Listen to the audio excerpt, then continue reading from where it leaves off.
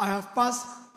I get 6 gifts in this area, in that area. He said, wow, this small boy have passed. I said, thank God. He called me. He gave me, by then, 1,000 naira he gave me. So I passed by surprise.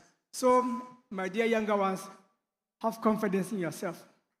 Have confidence in yourself. And as we are all in this room, I know a lot of you... Whatever you do, have confidence in that. Thank you. Not only in farming. In anywhere, whatever you are doing, have confidence first. Thank you, Mr. Bamanga. And like I was saying, a lot of young people here have their mentors in the room. So be confident, be bold, and approach and say hello. Let's have the next question, please. There's a video, actually. Okay. How were you able to build grow trust with the farmers or the people you partner with, and how did you maintain that trust over time? Number 2, how do you balance quality assurance, example food safety and sustainable agricultural practices, and yet keep costs manageable for both you and the farmers that you work with? Thank you. Thank you. For this, I think I will start with you, Mr. Bamanga, growing trust with farmers, because you do a lot of grassroots activities which involves trust. And I mean, trust is the cornerstone of that. So how do you manage that? Here I would say the previous speakers have said legacy. You always leave legacy. Why is the legal then? The legal must go with legacy. There is no legacy without legal. He is leaving a legacy, but first, legal is there for legacy. As she have just said, all that I will explain here is that, as I say, let her have confidence and like progress, put progress in her heart first, in her life, she'll be successful wherever she is. Even she's in 500 level or so. Take these things in front of you, you can succeed. And I will say that, be good. Let people have confidence in you. That's what I'm saying about confidence. Thank you. Integrity. Be good. Integrity goes a long way towards building trust. Tajuddin, any of the 2 questions you would like to highlight? One is on quality assurance, and the other is on building trust. I think I'll start with trust. I'll do trust, because with trust, you can actually work on quality as well. Farming is a people business. It's about people relationship. It's about trust. The best way to gain trust from farmers is to promise what you sell. And you have to start by thinking of the farmer as the smartest person in the room for you to be able to design for him. I think most times we think of it the other way around. These are people that make market decision, cost decision every day, and they are street smart, they are not school smart. To the farmer, you might just be another suit and a tie, but actually he's there working, right, to ensure he progresses.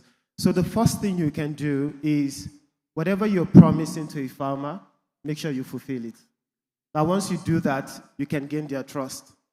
Now, the second thing I also want to say is, you have to be genuinely interested in the farmer. Intentionality is not hidden. It is there. It's something they see if you're intentional.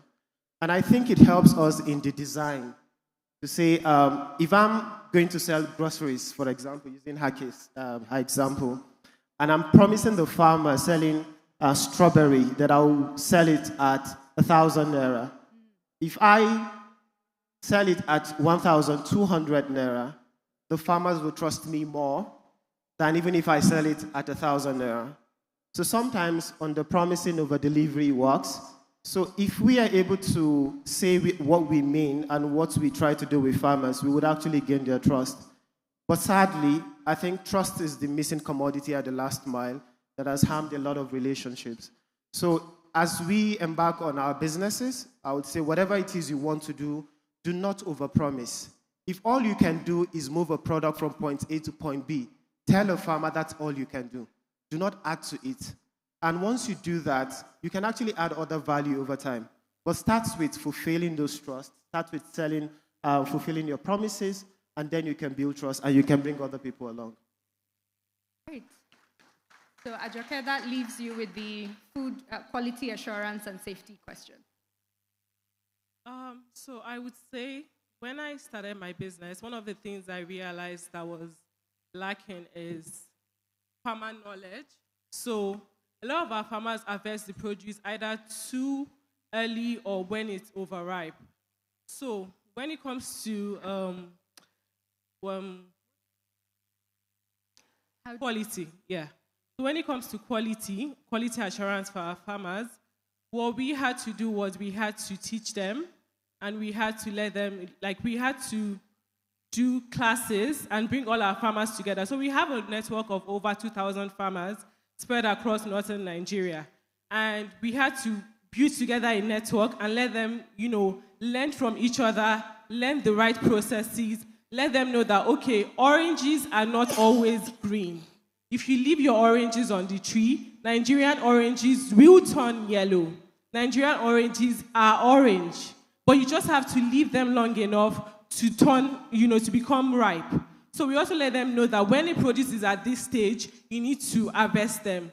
So what we had to do, we just had to keep, teaching them, investing in them. And on food safety, one of the things that I also realized is food contamination, and also, so there's a chemical called carbide. Now, a lot of produce out there are ripened with calcium carbide.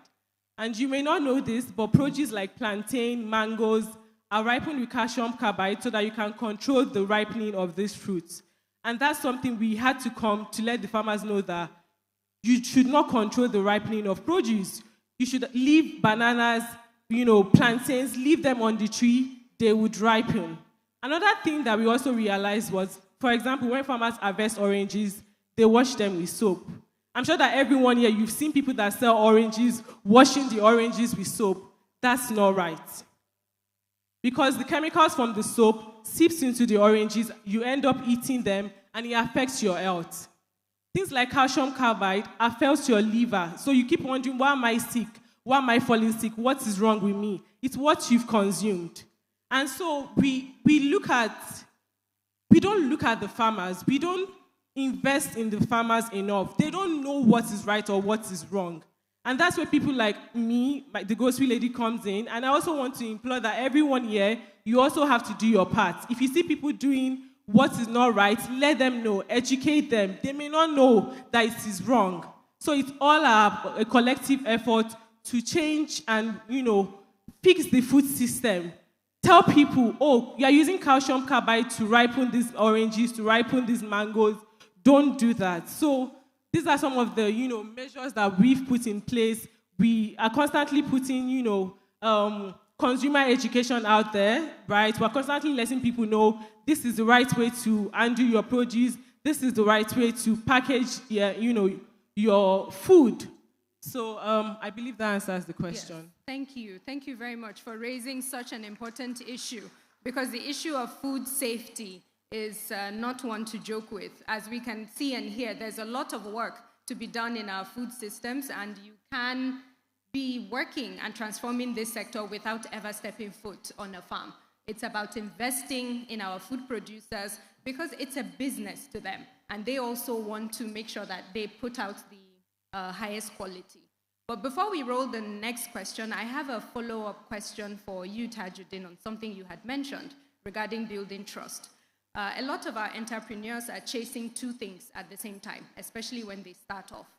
Should I retain the current clients and customers I have, focus on that, or should I go for growth?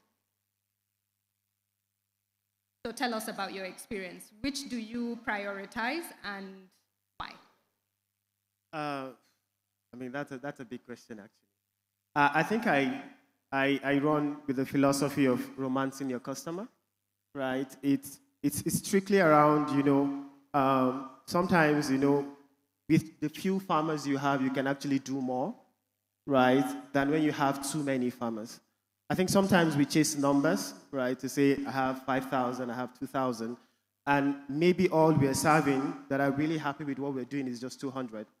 Well, instead of chasing growth or the numbers, I would say focus on serving your existing customers first. Once you can actually ensure that they are well served, you can scale. But to scale as well, that is where the issue of quality management happens. Because when you are getting too many numbers to work with, you have quality issues to fix. So you need to use your first experience to build the right system. Now, that could be maybe automation. That could be things around fixing system in terms of if you are into sales of strawberries, I think that's the simplest example I can give so far. Sorry. You have to look at maybe logistics. So with your existing farmers you're buying from, do you have enough logistics system to take on those products, right? And do you have enough markets? Now, once you fix that chain, you can now automate that and scale. So possibly you get more logistics service providers. So I think that learn from your existing customers, build systems around them, automate what you can automate, right? Create efficiency, then scale, and scale as fast as you can. Right. I'm watching the time, and I see that we have about a quarter of an hour. So at this point, I would like to open it up to the house, if there are any questions for these innovators on stage. I see a hand, just the one. Two. So mics will be coming round. Any questions? Are the mics going round? Yes.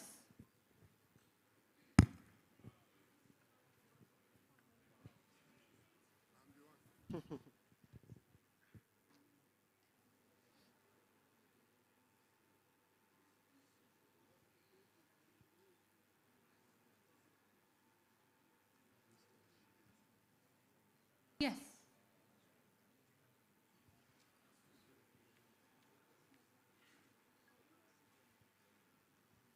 Are the mics? Good morning, everyone. My name is Godwin Emmanuel, the CEO of G Classic Food and Caterers Limited. My question is narrowed to the speakers. I would like them to please just share in their experience regarding to scenarios in their journey where they experienced total failure and started again.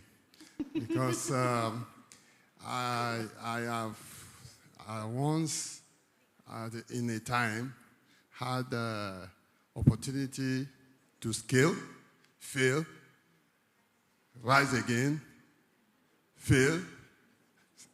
I'm talking about failure not in some aspect. Whereby if you are in full service, for example, you close shop. Staff went back,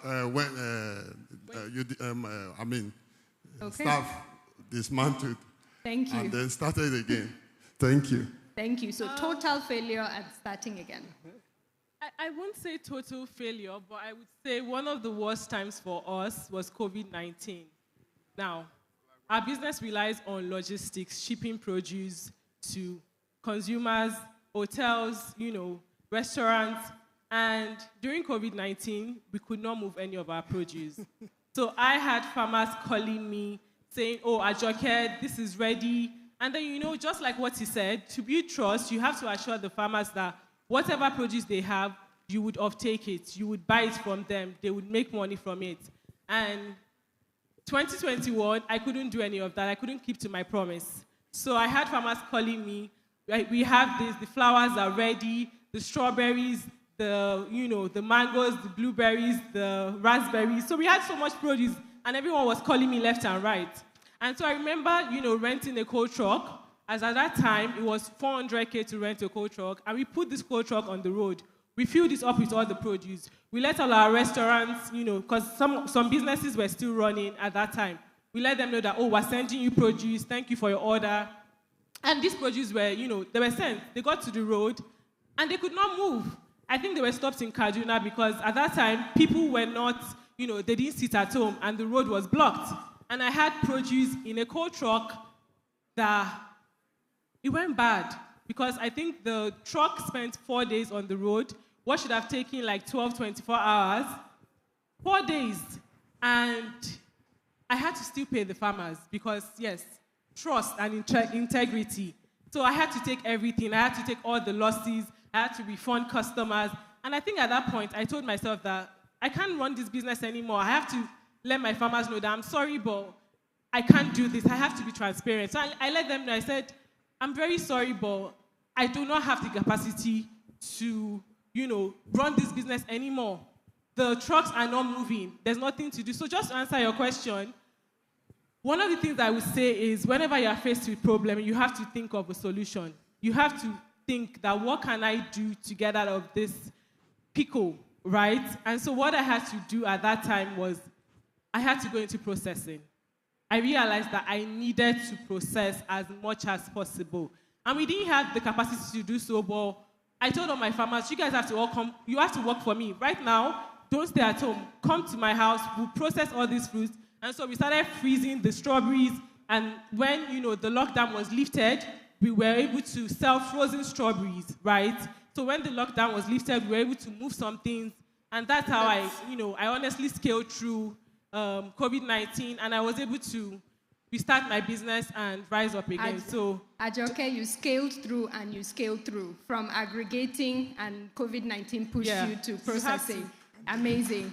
Next question. I would like to take 2 more questions very quickly for the.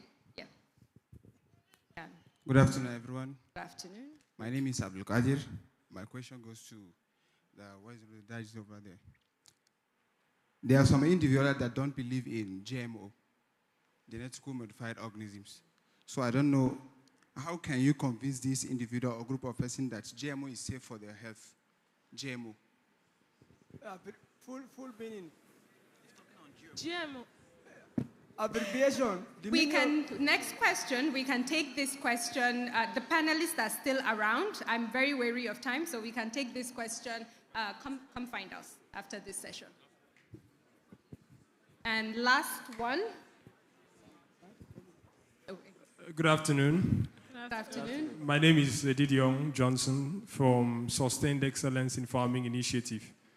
My question goes directly to Mr. Tadujin. In this conference, a lot has been said on partnership, multi-sectoral partnerships. And there are a lot of companies, a lot of organizations in the agricultural space that are coming up with innovations and productivities. I want to ask, how is your relationship with partners? Because as an extension agent, most of your responsibility is to diffuse these innovations from the shelves to the local farmers. So how have you been able to come up with partnership? Has it been easy for you? And are there challenges you would like to share? Thank you. Oh, okay, thank you. I think that's a very, very important question. The conversation we've had earlier, from the previous speakers also centered around partnership. One of the things that we've seen in extension is we have to move away from agricultural extension to agribusiness extension, right? Which is rather than just a one-sided relationship between research agent and farmer, how do we bring value chain ecosystem, right, to work with an agent to connect with a farmer? So that was the idea we have. And for us to really solve this problem, to be honest, everything has to be partnership, had to be partnership. The model we run today at Extension Africa was actually built around partnership. A lot of our customers actually taught us what they wanted, and we built our business model around that. So it doesn't come without challenges, to be honest. I think at the very early stage of Extension Africa, it was hard. Because at that time, we had not built a brand, right? So you'd speak with like 1,000 people, and maybe you get like 2 to 3, right? But I think the best way to go around partnership is, first is, you have to be the first brand before your company, right? So the one way to be a brand is, say, you are an intellectual, an expert in your field. So you want to be an extensionist, an expert in extension. If you create your identity around that, people will listen to you. From there, you introduce your brand. That was exactly what we did. Myself and my co-founder actually created a name that was respected by a lot of people. And from there, we started actually introducing our concept of a value chain extension system.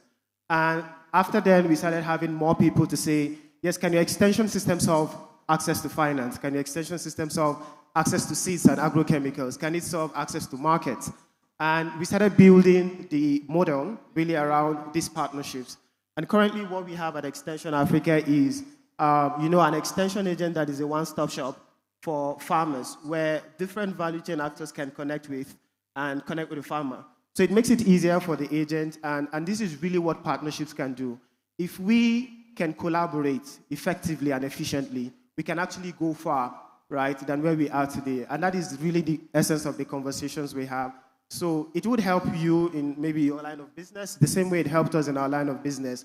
That do not think in silos, think as a collective, think in systems, and know who your customers are, know who your partners are, but at the same time, know the core of your business so that you know where to look for collaboration and where you should actually, try and protect yourself. Thank you. Thank you, ladies and gentlemen. And this is all we have time for today on the stage. We're talking, come back. So the conversations should not end here. There are still a few questions, I know, and the panelists are still around. Madam MC is giving me the side eye, and she's ushering us off of the stage. So any other question, please do meet our panelists. They are still around. Thank you. Distinguished guests, please a resounding round of applause to our distinguished panelists. That round of applause is not deserving. Thank you very much. They've shared inspiring stories, and we're so grateful to have you share your insight with us. So while the panel session was ongoing, a key member of the Federal Executive Council walked in, and we are very honored today at the Sahel Food System Changemakers Conference to have the presence of the Honorable Minister of Budget and National Planning, Senator Abubakar Atiku Bagadu. Thank you very much, sir. We're excited to have you. And at this point, ladies and gentlemen, I want to kindly invite everyone to please rise as we take the national anthem of our beloved country, Nigeria.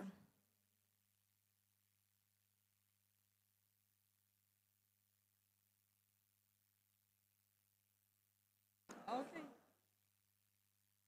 All right, we're just observing protocol. Thank you very much. Media team, please.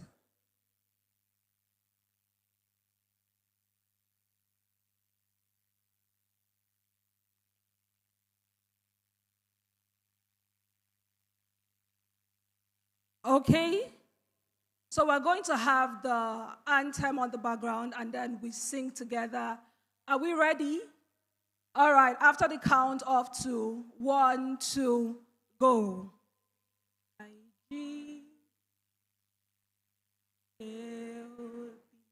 Our own native land, though tribe and tongue may differ, in brotherhood we stand. Nigeria saw how to step our sovereign motherland. Thank you very much. Please, you may be seated. One more time, a round of applause for our beautiful country, Nigeria. At this junction, we also want to recognize the presence of Mr. Nuhu Adamu Kilishi, the Director of Nutrition and Food Safety. He's representing the Ministry of Agriculture and Food Security. Please can we put our hands together for him. So we're going to briefly have the ministerial address, and we know that the minister is very busy, but we're so honored that out of his busy schedule, he has, thought it wise to grace this conference and made out time for that. So to have the ministerial address, distinguished guests, please can we make welcome His Excellency, the Honorable Minister for Budget and Economic Planning, Senator Abubakar Atiku Bagado. Please can we make the round of applause bigger? Thank you.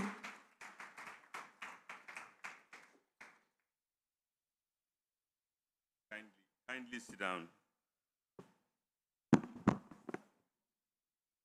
I don't know why Ndidi insisted on having me here, because there's a very rich line-up, and she knows how much I value what Mezo and herself have done the agricultural space in Nigeria, even beyond this. But I'm quite honored to be here.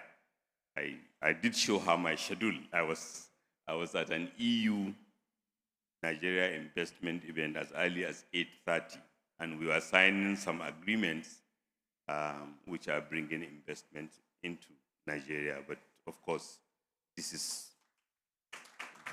no doubt important. So when you call me, I knew that I must come and further show my respect. I have been at every event you have invited me, just to first and foremost demonstrate the gratitude of the nation to you for what you have been doing, and to also, on a personal note, appreciate how much support you have given me. Both when I was governor of Kebbi State, I chaired 2 presidential committees, one to make Nigeria self-sufficient in rice and wheat, and then subsequently be the vice chairman to late President Buhari, may God grant him paradise, as vice chairman of National Food Security Council. And both of you have been there, as you are, and you have remained there. So thank you very much for inviting me, and congratulations. The representative of the Minister of Agriculture, or Ministers of Agriculture, and the Managing Director of Bank of Industry and Chief Executive of Nigeria Agricultural Development Fund. Sorry if I stop there so that I don't mess up people. Advisor to Mr. President. And indeed, all those who are part and parcel of this ecosystem that are helping to make our world better. And let me start by appreciating all of you. I came in at the end of answer and question session, but one can get the gist of it, that in designing for legacy and building resilient and impact-driven private sector participants must be given the pride of place. And I think even hearing that, and from what one has seen in the country over the last few years, one have every reason to be proud, especially what Sahel Capital have done themselves. So congratulations to all of you. I don't want to bore you with maybe things that you must have heard from agriculture, but what is worth restating is that building resilient and impact-driven food systems should be hardwired to any economic plan, because not only is it a demonstration of the fact that food systems are driven by modernization and innovation and creativity, and the fact that in moving from primitiveness to modern food systems, innovation, technology, creative destruction is an ingredient and necessary part of it. From the basic production itself, moving people introduce more science, appreciation that agriculture is maybe 100% science. But like anything evolutionary, we started from at the lower end of the spectrum, and every day we are seeing more introduction of scientific methods, and the more we incorporate them and add into that is the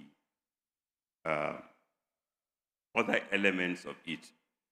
which are nutrition, value addition, packaging, industrialization, because as captured adequately by Vaclav Smil in his How to Feed the World, agriculture resilient systems are not about food production alone. They are a lot about appreciating that we have to do many things differently, how we package, how we distribute, how we process, how we add value. And we are now given a platform to reflect on what has been done, to bring together people, amazing people who are helping us, and to give them confidence that this is a golden moment in our country, in the sense that we have a president who has a profound mindset and who is using the totality of his capacity to bring to attention the need to support our private sector systematically, de-risk and remove distortionary policies that have limited the ability to achieve. We are not choosing winners. We are putting in place policies and programs that will ensure that those who put faith in our economy are richly rewarded. So from policies to line up, that's why I say, indeed, why did you bring me here? We have a very brilliant managing director of the Bank of Agriculture, the same thing with NADF. I think that's are you from the agri insurance? I think no, that's NADF for sure.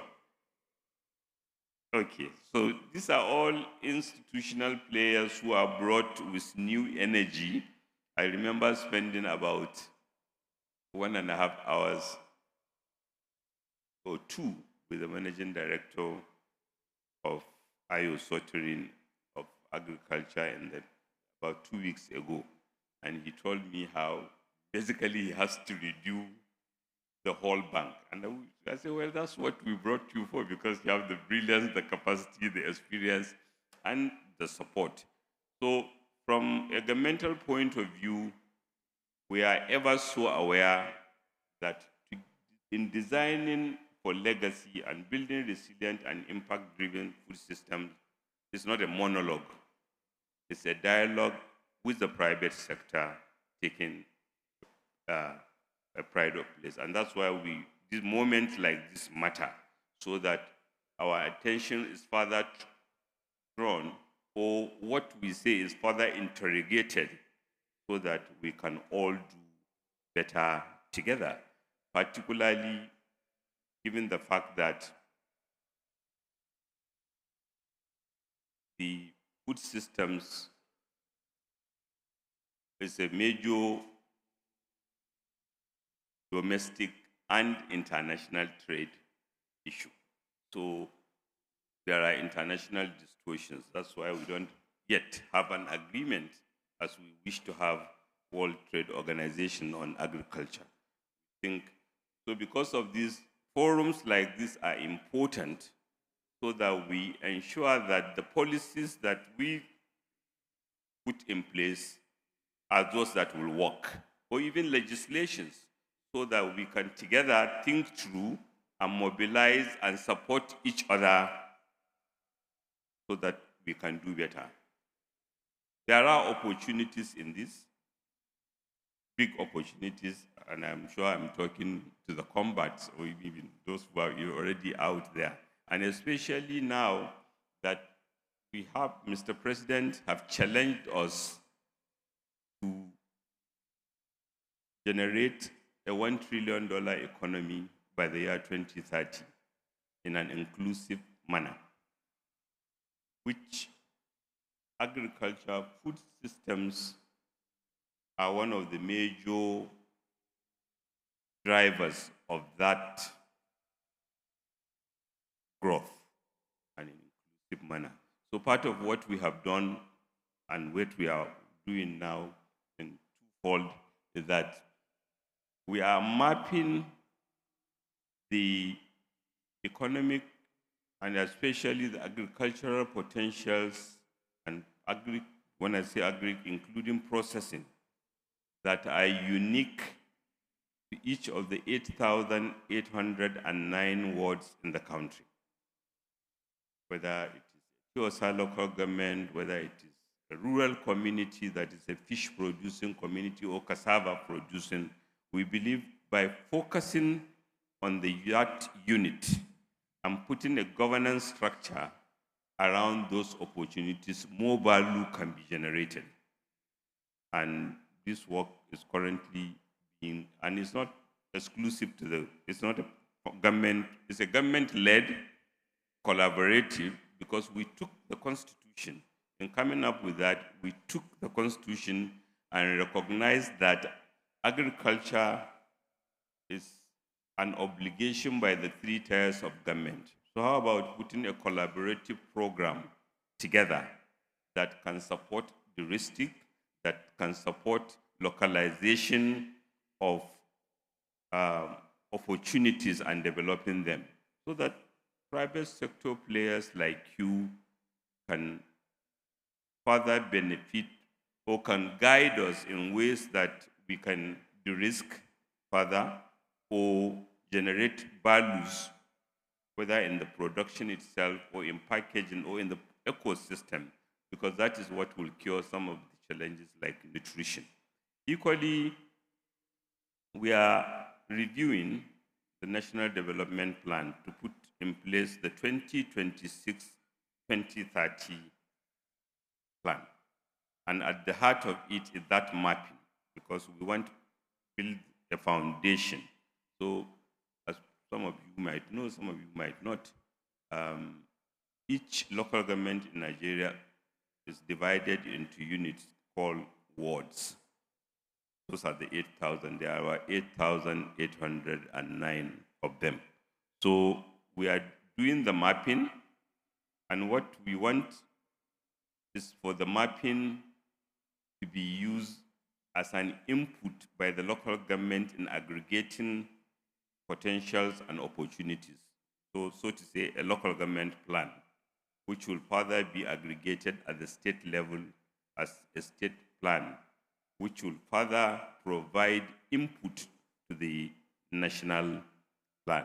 And from 2026, even though the plan might not be finished, but even federal transfers and allocations of money from 2026 in the federal budget will follow that mapping support. We want to ensure that public money is going to support communities in what they can do better and what they can do more efficiently, or what we can support them so that the private sector can find it less risky to invest in them and generate more output. The march to $1 trillion economy requires heavy lifting.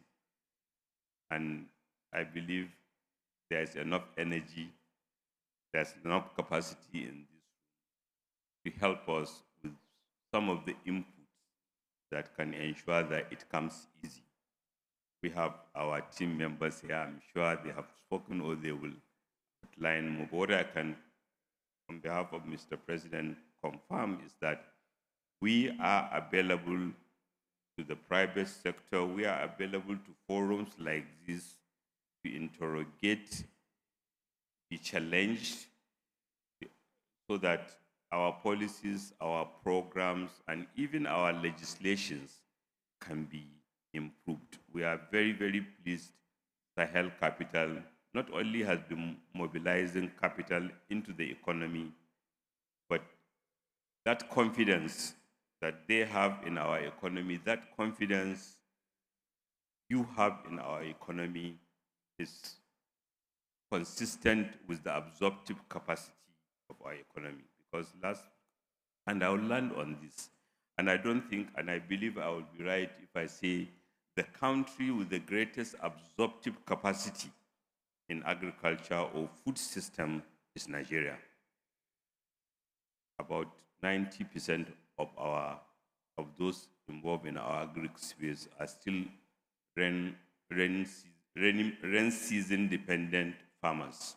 So we can put hundreds of billions of dollars into irrigation infrastructure, basic processing, go into a market. Those Akara sellers, hardworking women, see our bole sellers, hardworking women, see our cashew nut sellers by the roadside, with imagination, with linkage from private sector players, like they can become wealthier, you will be certainly wealthier, and our food systems will be better and more resilient. Thank you.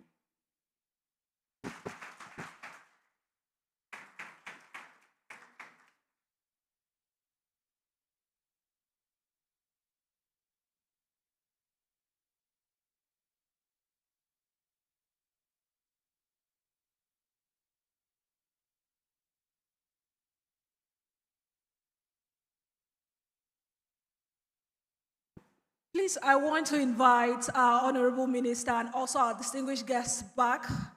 Let's come to the front so we just take a group photograph.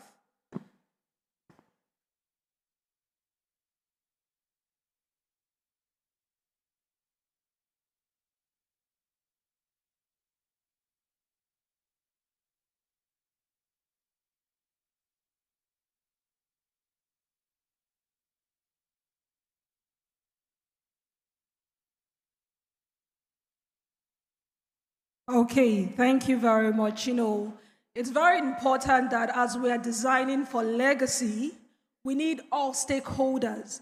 And as private institutions, development institutions, we cannot do this alone without the government body providing enabling environment. So having the Honorable Minister with us is giving us that backup and that confidence that the government is also supporting what we're doing, because if we're going to design for legacy, then all hands must be on deck. So, and we're excited that the Honorable Minister has come in person to showcase that support and commitment. Please, one more time, can we celebrate the Honorable Minister, Senator Abubakar Atiku Bagadu, CON.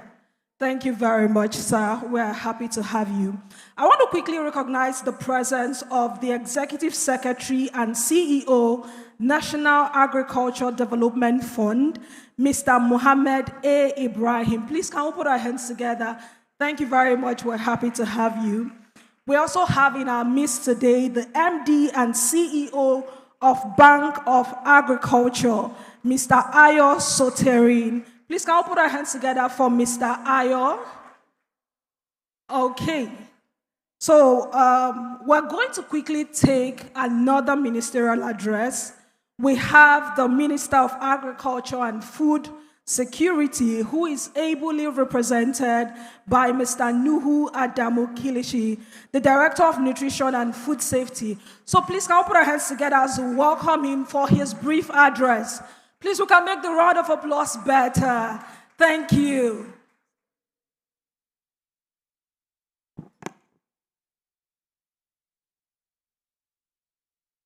The Honorable Minister of Budget and Economic Planning, distinguished guests on the high table, colleagues in the food system space, ladies and gentlemen, good afternoon. This is a speech from our minister, from our ministry, and I'm reading on his behalf. It is my honor to join you at this occasion of the Sahel Food Systems Changemakers Conference 2025. I commend Sahel Consulting for its unwavering commitment to food systems transformation and for convening us under a team that is both an aspiration and a command, designing for legacy, building resilient and impact-driven food systems. We are meeting at a moment of profound consequence. Our nation and the broad African continent face escalating challenges, climate shocks, geopolitical volatility, and demographic pressures. Yet, we recognize that within these challenges lies an unprecedented opportunity to not just endure, but to design a future where food security and nutrition is guaranteed and prosperity is also shared. Our team, Designing for Legacy, Building Resilience and Impact-Driven Food System, speaks to two imperatives. First, the notion of legacy demands that the choices we make today endure beyond electoral cycles and funding windows and become institutionalized practices that anchor well-being, prosperity, sustainability, and equity. Secondly, resilient and impact-driven food systems point us to reality that our food systems must absorb shocks, adapt to change, and deliver measurable benefits for producers, consumers, the environment, and also the economy. To give an example, many times, during monitoring visits to rural areas, we in the ministry meet smallholder horticulture farmers who work so long and hard, yet lose at least 20% of their harvest to bruising and heat. For us at the ministry, designing for legacy means ensuring that the efforts of these farmers are rewarded by the strength of the systems that support them from farm to market.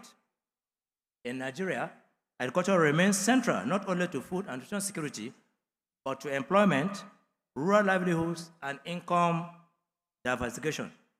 The ministry's current strategies emphasize empowering farmers, facilitating market access, and promoting sustainable practices. We are confronted with multiple headwinds: rising input costs, climate change, infrastructure gaps, post-harvest loss, and the urgent need to strengthen nutrition outcomes. The government has declared the agricultural sector among the top priority areas of the Renewed Hope agenda of President Bola Ahmed Tinubu. Also, the Ministry's National Agricultural Technology and Innovation Policy 2022 to 2027 outlines institutional reform, technology adoption, extension services, soil health, and food reserves, among others. So we come to this gathering not from a position of complacency, but a sense of mission. How do we transform our food system so that they are built to last, built to perform, and built to deliver for all Nigerians? Using data from the Nigerian Food Systems Dashboard, we now track subnational trends in the cost and consumption of healthy diets and resilience indicators across statistics and the FCT. This evidence is shaping how we target interventions. Evidence, not assumption, is now driving our design. Distinguished participants, let me highlight three critical design elements that will help us build legacy food systems. Number one, institutional resilience. Legacy means institutions, systems, and policies that persist beyond personalities and programs. At the ministry, we are repositioning our systems, deepening engagement between farmers, herders, communities, and research fellows. We will further strengthen extension, research linkages, data systems, seed entrepreneurs, and service delivery. We must embrace flexible, adaptive mechanisms so that when shocks occur, be they climate, market, or security, we will respond rapidly but objectively and bounce back stronger. That is why we have developed the Nigerian Agricultural Intelligence Plan to link researchers, farmers, and markets, as well as boost access to productivity enhancers across the entire food system. We are working based on the strong conviction that institutional resilience is built not only for structures, but also information flow. The second critical point is value chain and impact orientation. A resilient food system is not just about production.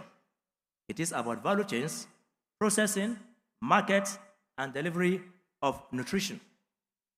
We must shift our focus from simply increasing output to ensuring that value is captured, that waste is minimized, that smallholder farmers and youth and women are integrated in dynamic, profitable chains. For example, our introduction of biofortified zinc rice varieties speaks to linking agronomy with nutrition, resilience, and economics. Likewise, we are working to scale up stackable tomato crates and modular cold rooms with private partners to reduce vegetable losses by up to 15% within the next 6 months of deployment. There are small examples, but they represent a shift. These are small examples, but they represent a shift from project to performance, from activity to measurable impact. Legacy means impact-driven. We measure success, not just by hectares cultivated, but by the incomes raised, diets improved, jobs created, and ecosystems restored. The third critical point is partnership and inclusion. None of the efforts to design, institutionalize, and sustain resilient impact-driven food systems across institutions can work unless we have value chains and partnerships. And we have to do that for us to succeed. We need collaboration among stakeholders. The challenges and opportunities ahead demand partnership between government, private sector, civil society, research institutes, and global actors. The Federal Ministry of Agriculture and Food Security is already strengthening strong cooperation within the region and also with United Nations, development partners, and the industry at large. Equally important is inclusion of women, youth, and marginalized farmers, and of the informal sector. Legacy implies no one is left behind. It means that the voices of those who grow our food, handle post-harvest, transport, process, and sell must be central to our design. This Food Systems Changemakers Conference, organized by Sahel Consulting, is timely and important. By convening changemakers across government, private sector, civil society, and media, the event offers a critical space for cross-fertilization of ideas and practices. Nigeria, with its scale and diversity, is in many ways a laboratory for resilient and impact-driven food system design. But Nigeria's challenges are shared by many other countries in Africa. It is therefore fitting that at this gathering, we think not only of our national outcomes, but also of continental legacy of transformation. Allow me to emphasize the Ministry of Agriculture and Food Security's willingness to partner, to share lessons, to learn from others, and to scale innovations that work. So, distinguished participants, I propose that we commit to at least 3 actions during this conference and beyond. 1, let's design programs with exit strategies. Too many well-intentioned initiatives fade when donor funding ends. Legacy means that the momentum continues. We must build from the outset the financial, institutional, and community ownership that endures. Secondly, let's embed measurement of impact. We need clear indicators: how many livelihoods improved, how many tons of food are wasted, how many women are served, how many people can afford healthy diets, and how many people are able to raise their income within a short period. We must commit to data, transparency, and accountability. Thirdly, let's mobilize collective action. The complexity of food systems transformation demands multi-stakeholder coalitions. The government sets the enabling environment, but private sector, capital entrepreneurs, cooperatives, research institutes, and civil society all have roles to play. Let us forge alliances that carry the legacy forward. On behalf of the Federal Ministry of Agriculture and Food Security, I assure you that Nigeria remains fully committed to building a resilient and impact-driven food system. We will advance the reforms, strengthen institutions, empower farmers, elevate agribusiness, deepen nutrition linkages, and promote sustainability. We are ready to engage with you, all participants here, and those who are also not here, to learn, share, collaborate, and build solutions that last. In conclusion, let us remember that designing for legacy is not about looking back with nostalgia. It is about looking forward with resolve. It is about creating systems, partnerships, and outcomes today that tomorrow's generations will benefit from. Let our legacy be one of abundant harvest, empowered communities, robust markets, healthier citizens, and a sustainable planet. Thank you for your attention. I wish us all a highly productive conference. God bless the Federal Republic of Nigeria.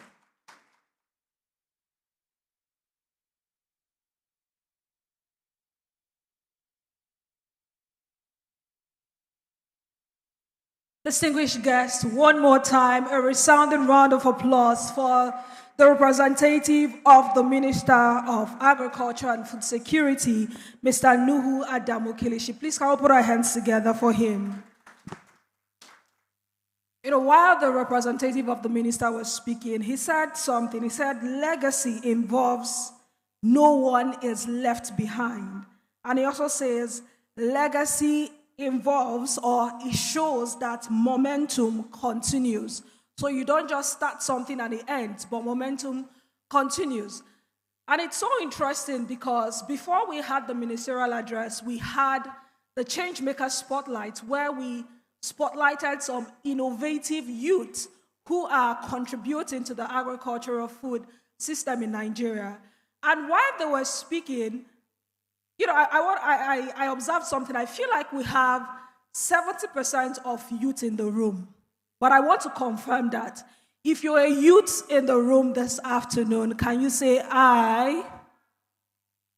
If you're a youth at heart, can you say I?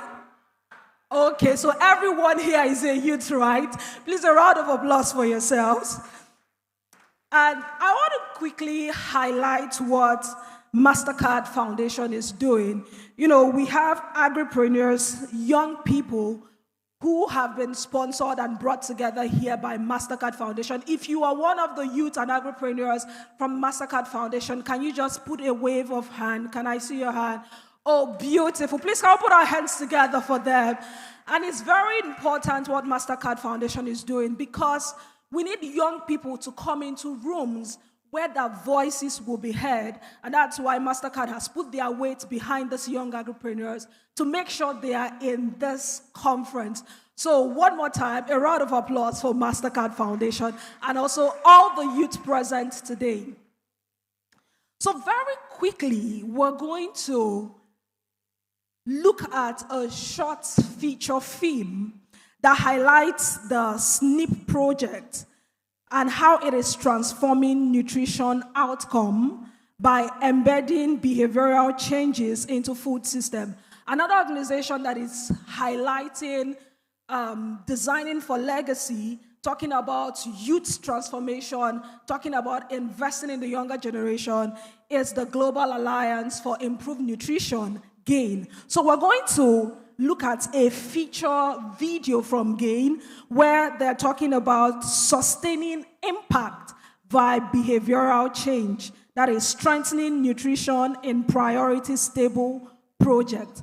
So ladies and gentlemen, distinguished guests, please can you look to your screen as we briefly watch a very interesting, interactive and educative video by the Global Alliance for Improved Nutrition. Media, please.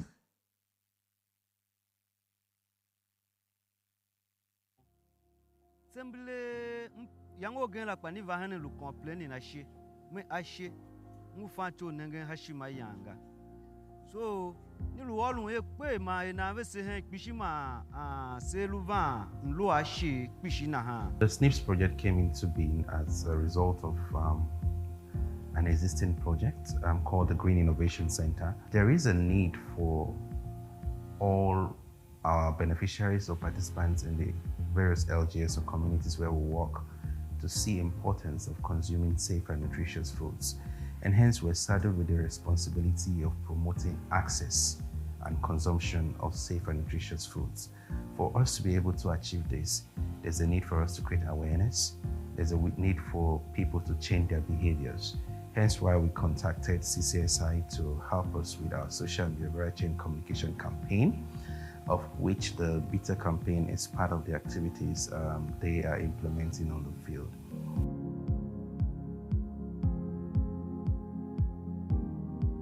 Miu kaha wen kahifan sha e yang ni va hen ni va tuma myonga we se ni yen na ha kuzwa ya jen nenga ayu ya ke ikaha nanu faje me kwa ne ka kwa udido uya wen yeme heme. I used to sell food items. I used to sell maize, potatoes, yam, and the rest. It's in our meeting that they come and inform us that we should be selling potato. We should not be selling only orange and the rest. We was not selling it before because we doesn't hear about the potato. It's now that we hear it and we know that the potato is good that we started. I used to use the profits and pay my children's school fees, buy food for them so that they'll be taking it to school also. We have been planting cassava and not of that type. The type of cassava we plant was different. And when this project came to us, we were told how it is important. The very first month I started this work, a lot of people from here bought and planted with their own money because they said that before the knowledge was not in them. But now that the knowledge is with them, they want to have it around them. And they have accepted it as part of their crops in their farms. I'm advising my people that this potato should go over all Benue State because it is very important to our health.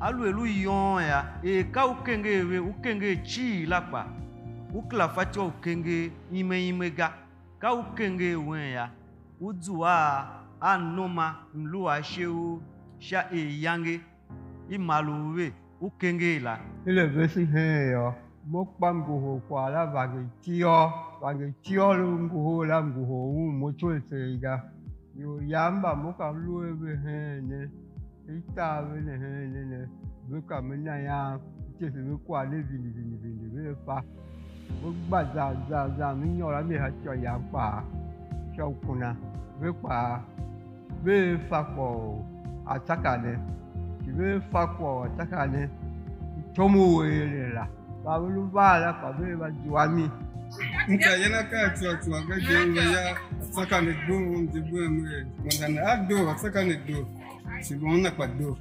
Zia, ndio wanajanga ya ni wajibu ya. Ahumba mu anina, ahumba mu akafe. Wana doje veme wa mala kuba, ahumba mu yo pa ya doje. Ado na kamera ma fete amoka ma wele tomu kwa shule ma biya unte.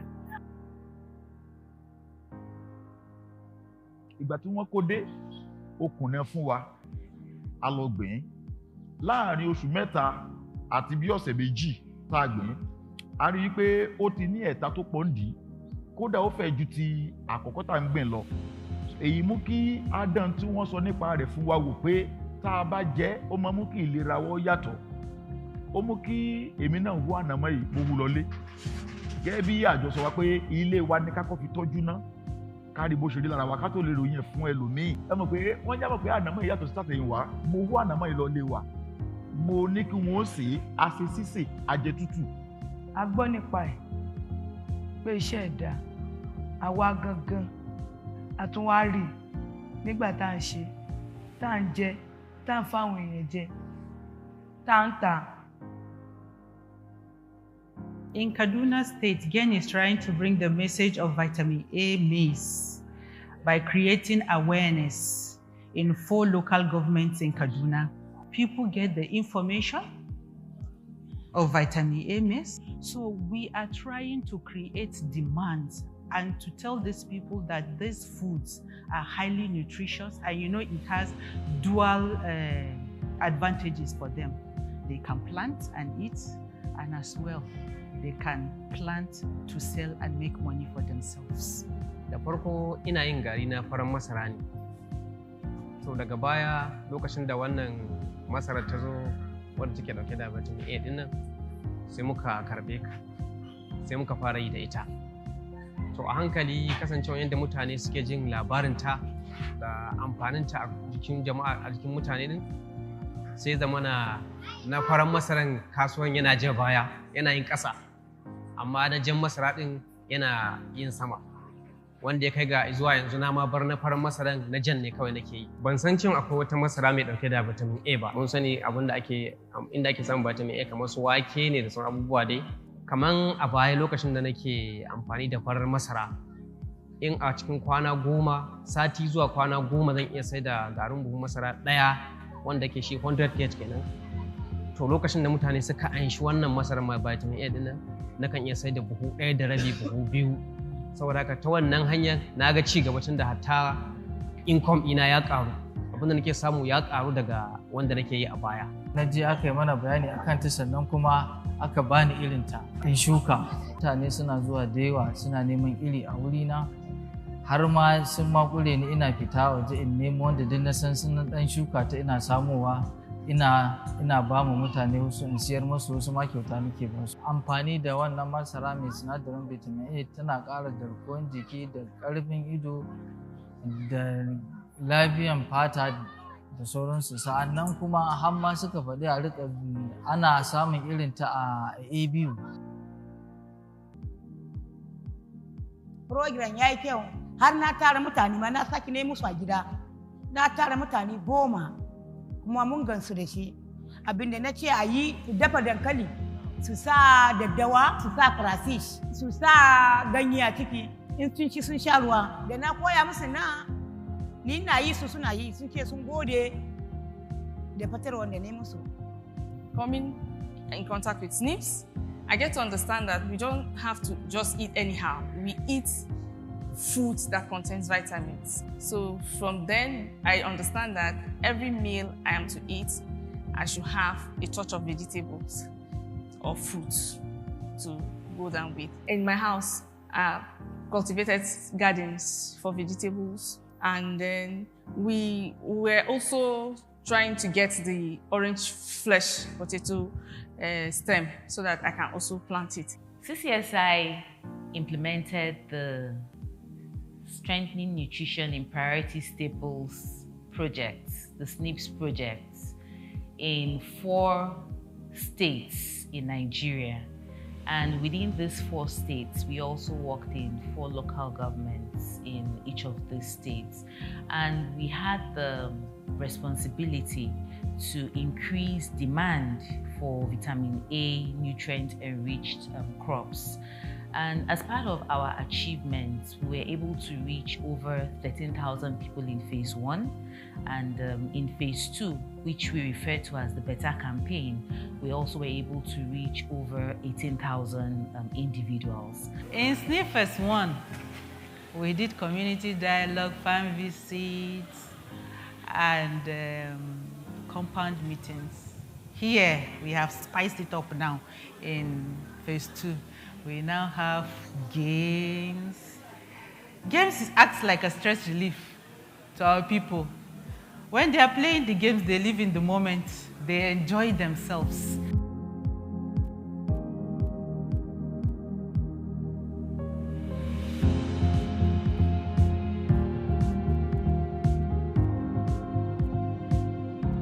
And we are passing on the message as well.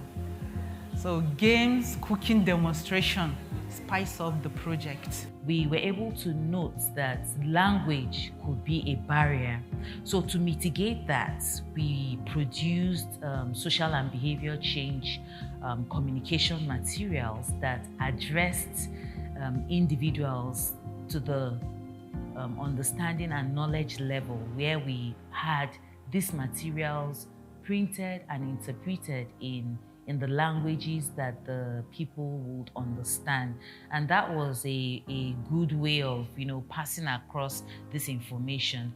And at the end of the day, the people understood. Because for you to carry out SBC messages, the end result should be an understanding of those messages for you to actually have optimal results and impacts. From the social behavioral change aspect of it, which we're expecting to see positive changes from people's behaviors, it has been achieved because practically the community volunteers were on field to teach our people in various areas, in various local governments, in various areas of location, the methods they should use to cook and considering natural state, using just the rice, how you can go about putting vegetables to make your food balanced, eating up fruits and the biofortified fruits that GAIN is trying to see that people eat up daily. So all these were practicalized. People that didn't know about this vitamin A enriched food products are beginning to know about it to the extent of farming it. Even I, as a person, I farmed it. Last year I farmed it, I ate out of it, and I'm still encouraging people to farm it from my own experience. So it has been a wonderful experience all the way. Our aim is to ensure that people are more deliberate about what they consume, rather than consuming what we call analog staples. This time they should be very eager to consume the nutrient-rich staples. In our case, in the SNPs project, we are also promoting the production of these nutrient-rich staples. We want to ensure that these staples are readily available in the communities where we work. We have supported farmers with planting materials so that they can have access to the planting materials in the various communities. Even after the project closes out, we hope that these planting materials will still remain. Hence why we're doing what we call community seed multiplication. If after the project closes, we hope that these seed multipliers will continue to multiply this seed and will continue to have these nutrient-rich staples in the community for consumption.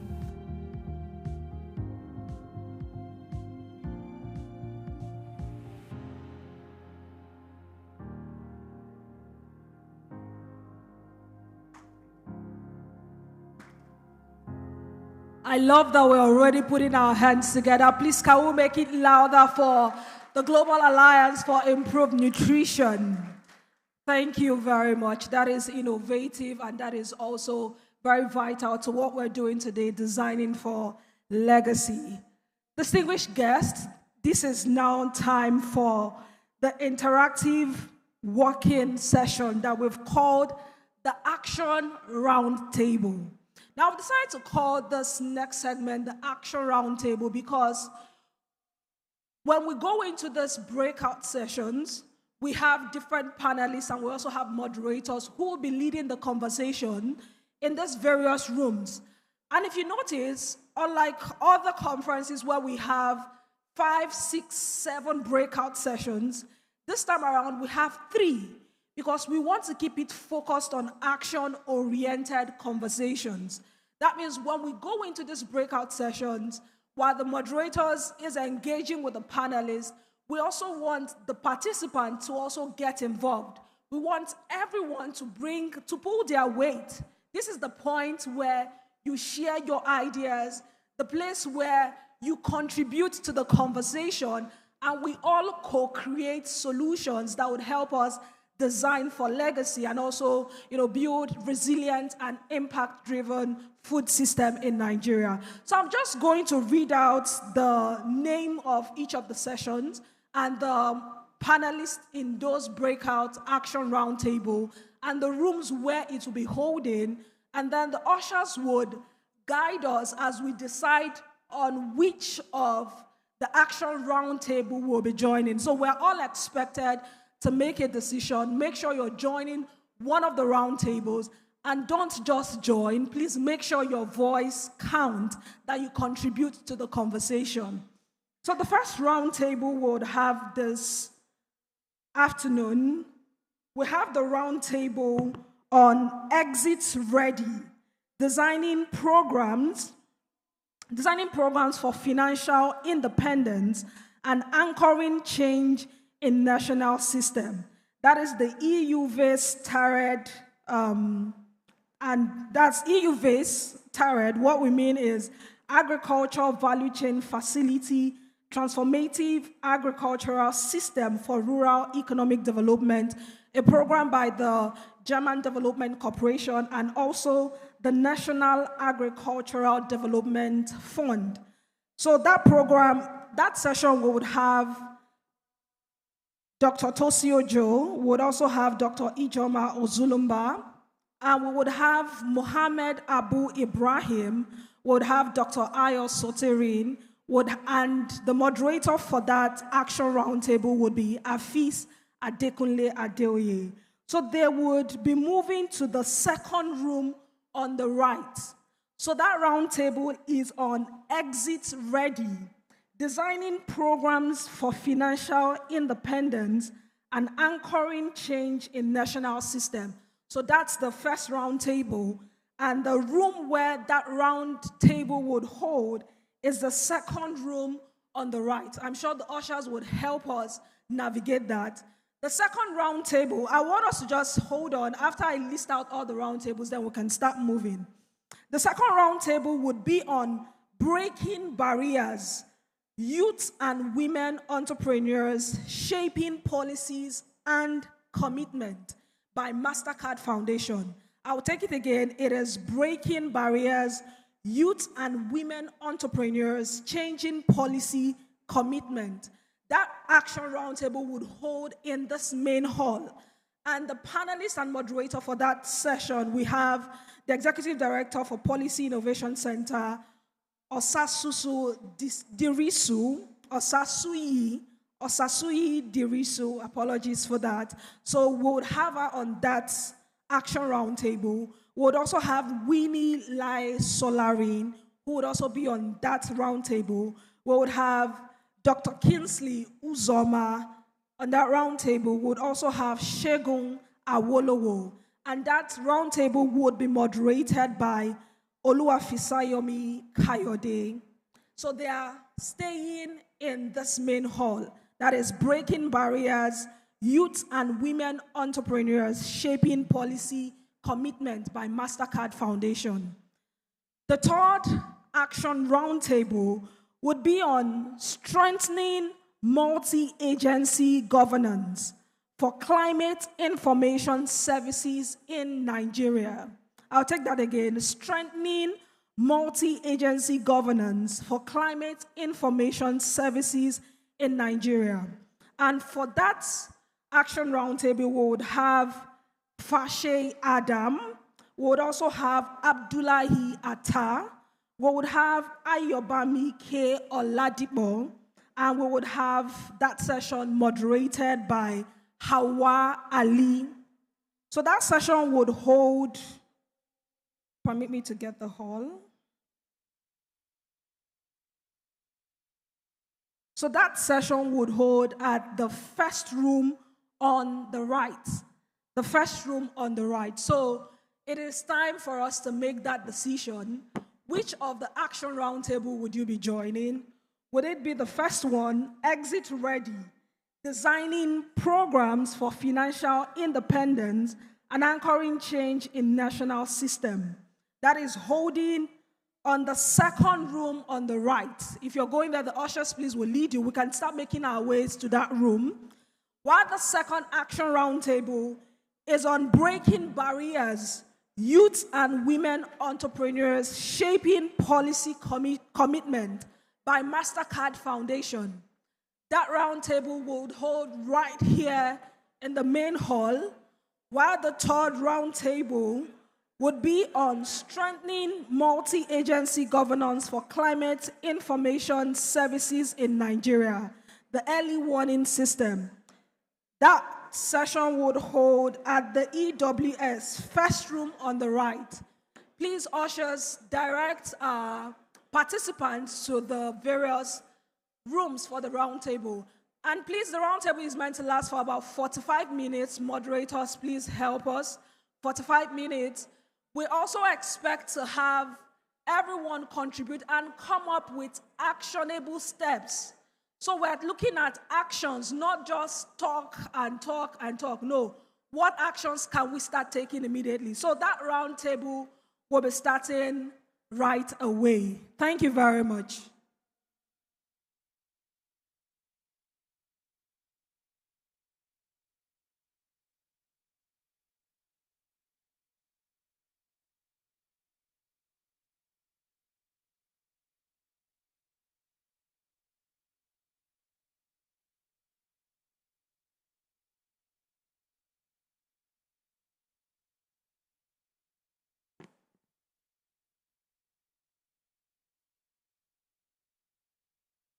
Please, if you are staying back for the Breaking Barriers session, can you come closer? Just move forward, please. Come closer. Let's have a chat.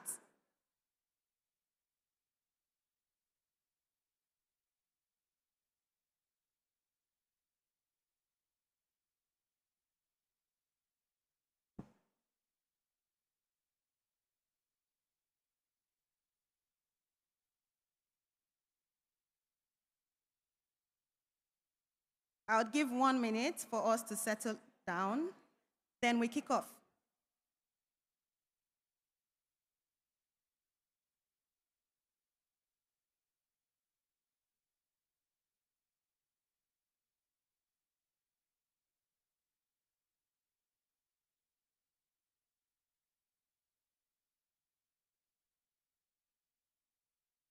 The MasterCard Foundation's entrepreneurs, can you please come forward and sit on the white couches?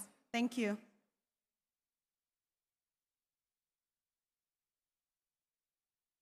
Please give them a round of applause. They are the star of the show today.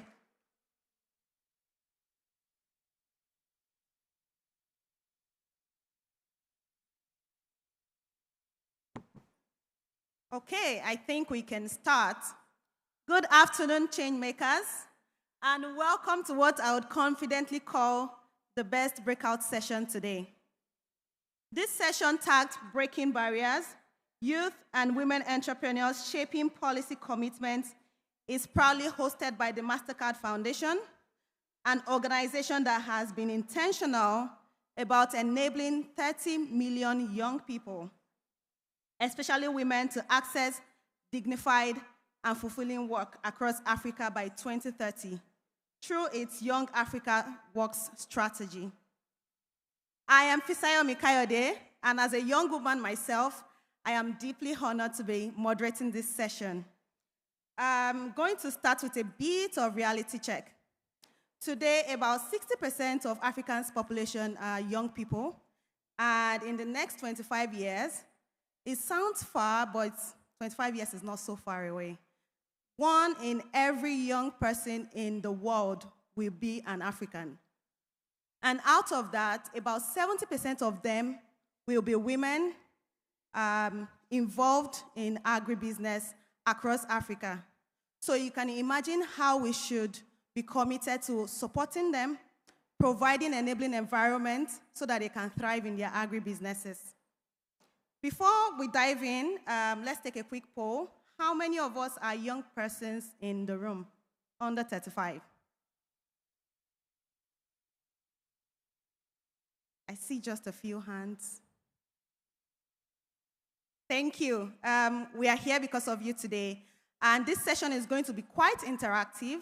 We are going to be hearing from our star youth entrepreneurs, as well as taking questions from all of you in the room. At this point, I would like to invite the panelists that will be interacting with us today. And the first panelist we have is Dr. Oshasui Derisu. She is the Executive Director of Policy Innovation Center. Please welcome her to the stage.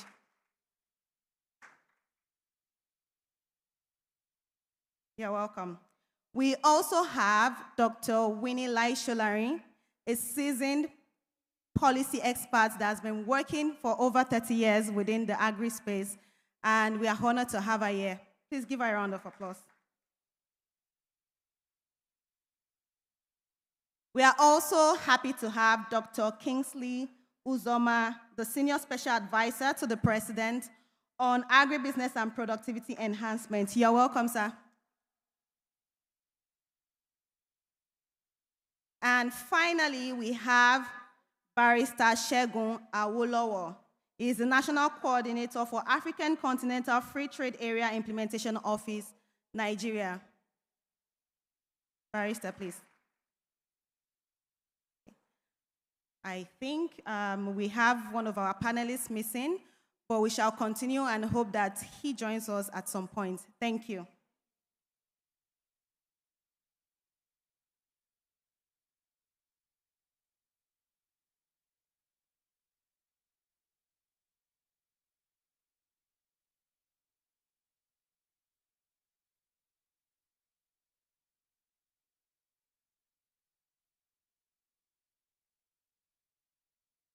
Welcome once again to this session.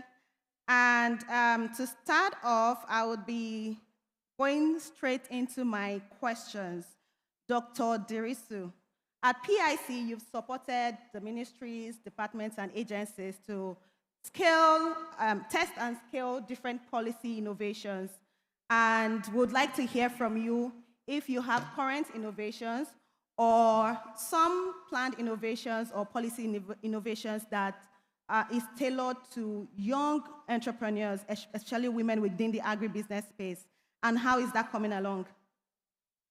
Thank you so much. Good afternoon, everyone. I really want to thank Sahel Consulting for this invitation and a great opportunity to talk about agriculture, which is really at the core of our country.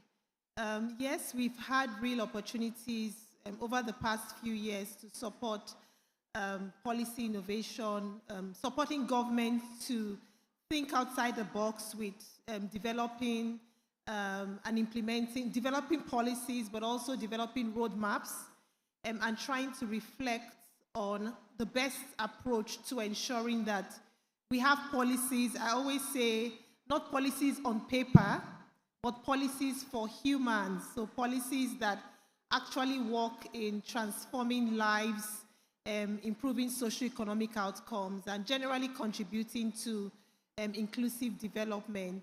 I'll speak to one of our most recent policy projects that would be relevant to this audience. So since last year, we have supported the Lagos State government in partnership with ASG to see how to come up with a policy roadmap for domestication of the women's economic empowerment policy in Lagos State. So over the last 1 year, one of the things we have done, because we also continuously innovate in-house as to how we can develop policies that are more relevant to people across different age and demographic groups. So one of the things we've done differently in approach to that work was to first of all ground our policy in theory and then start from bottom up. So trust me when I say we spoke to all the different groups that we could exhaust in Lagos. This policy is women economic empowerment policy, but it's speaking to some critical sectors. Emerging sectors is one, the agric sector is one, creative sector, entrepreneurship, and a wide range of that. So we spoke to stakeholders across the value chain to just find out what do you want a policy to do for you? What are your needs?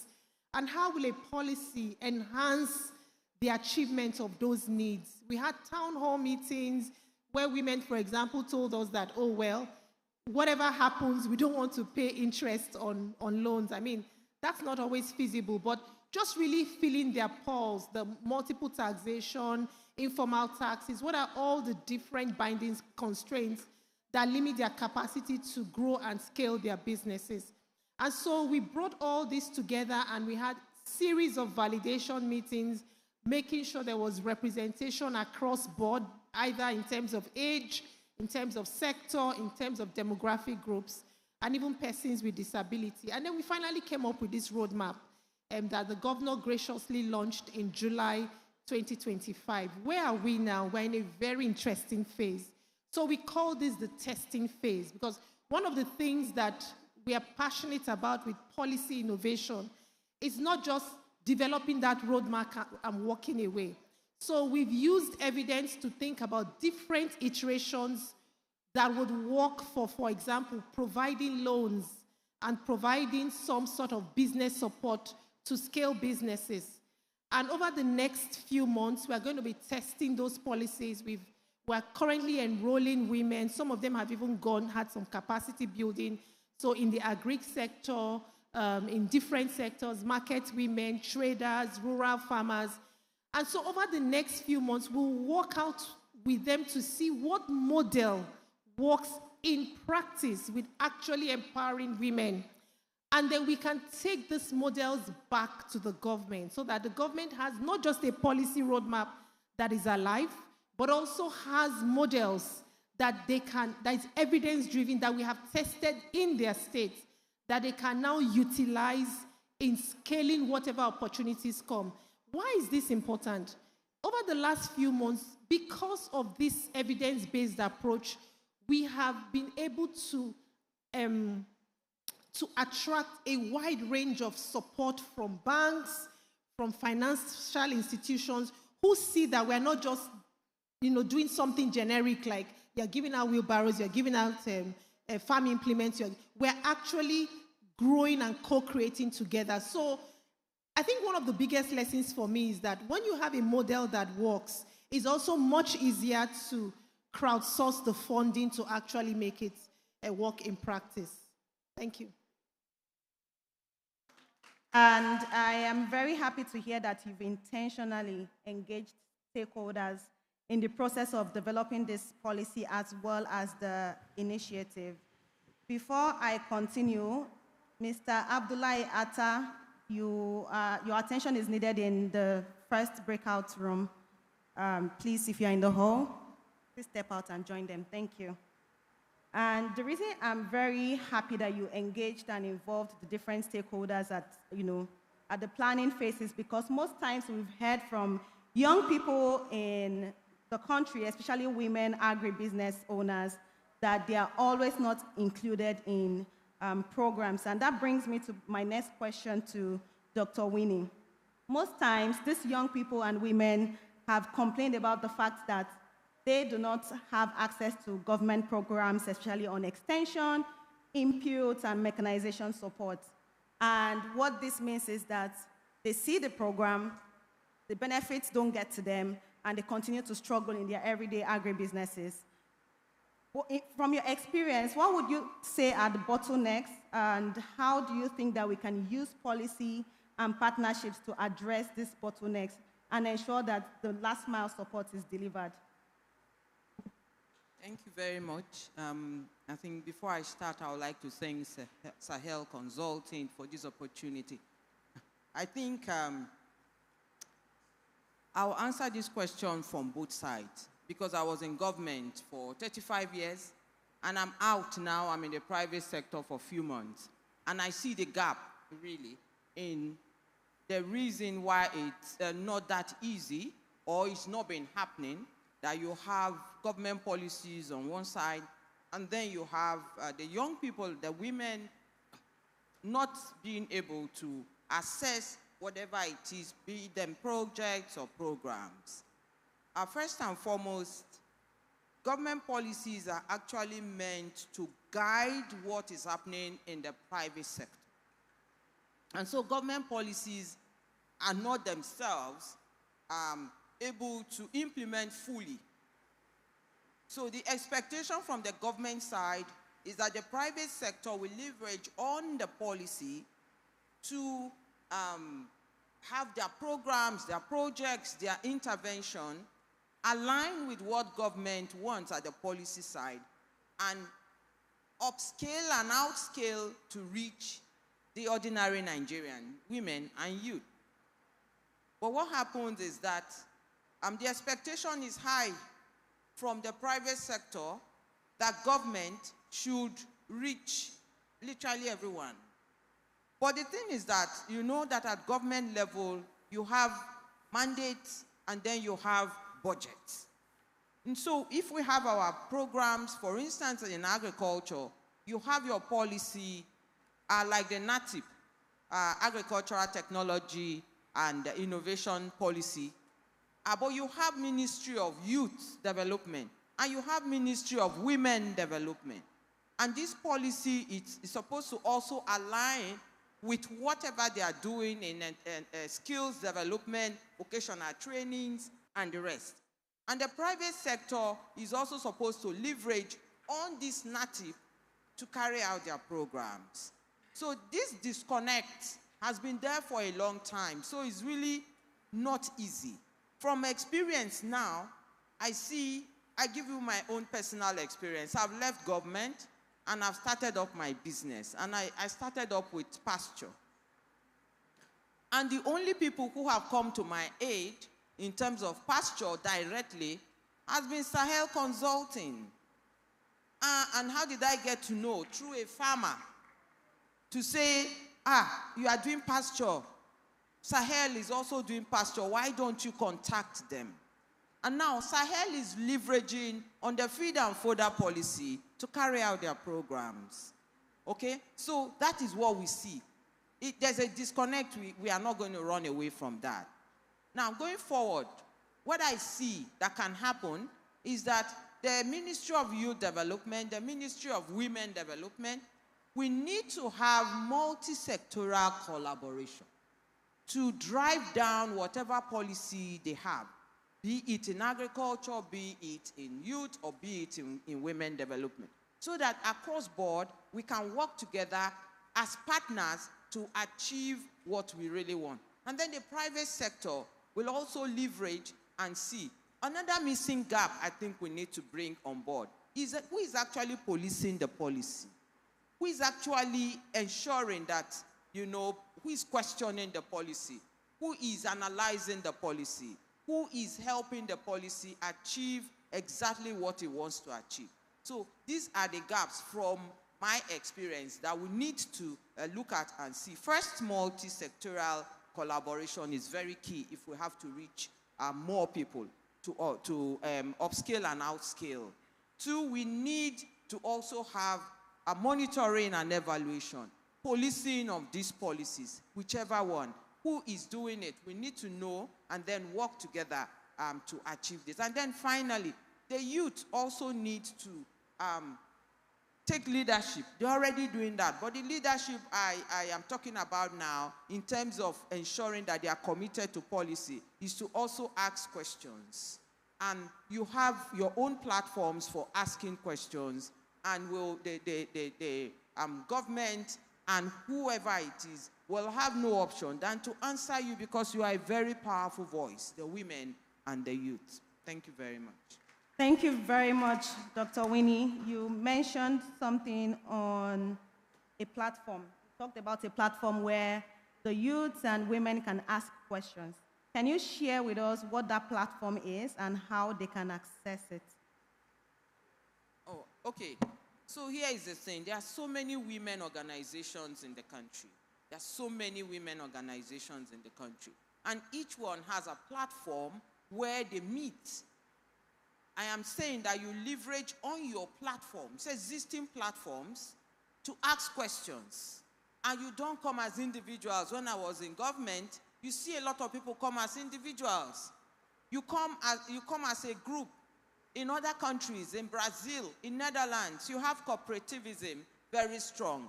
That's the voice you have. That's the platform you can leverage on. There's so many youth platforms that we have. We really do not need something new. We can leverage on what we have.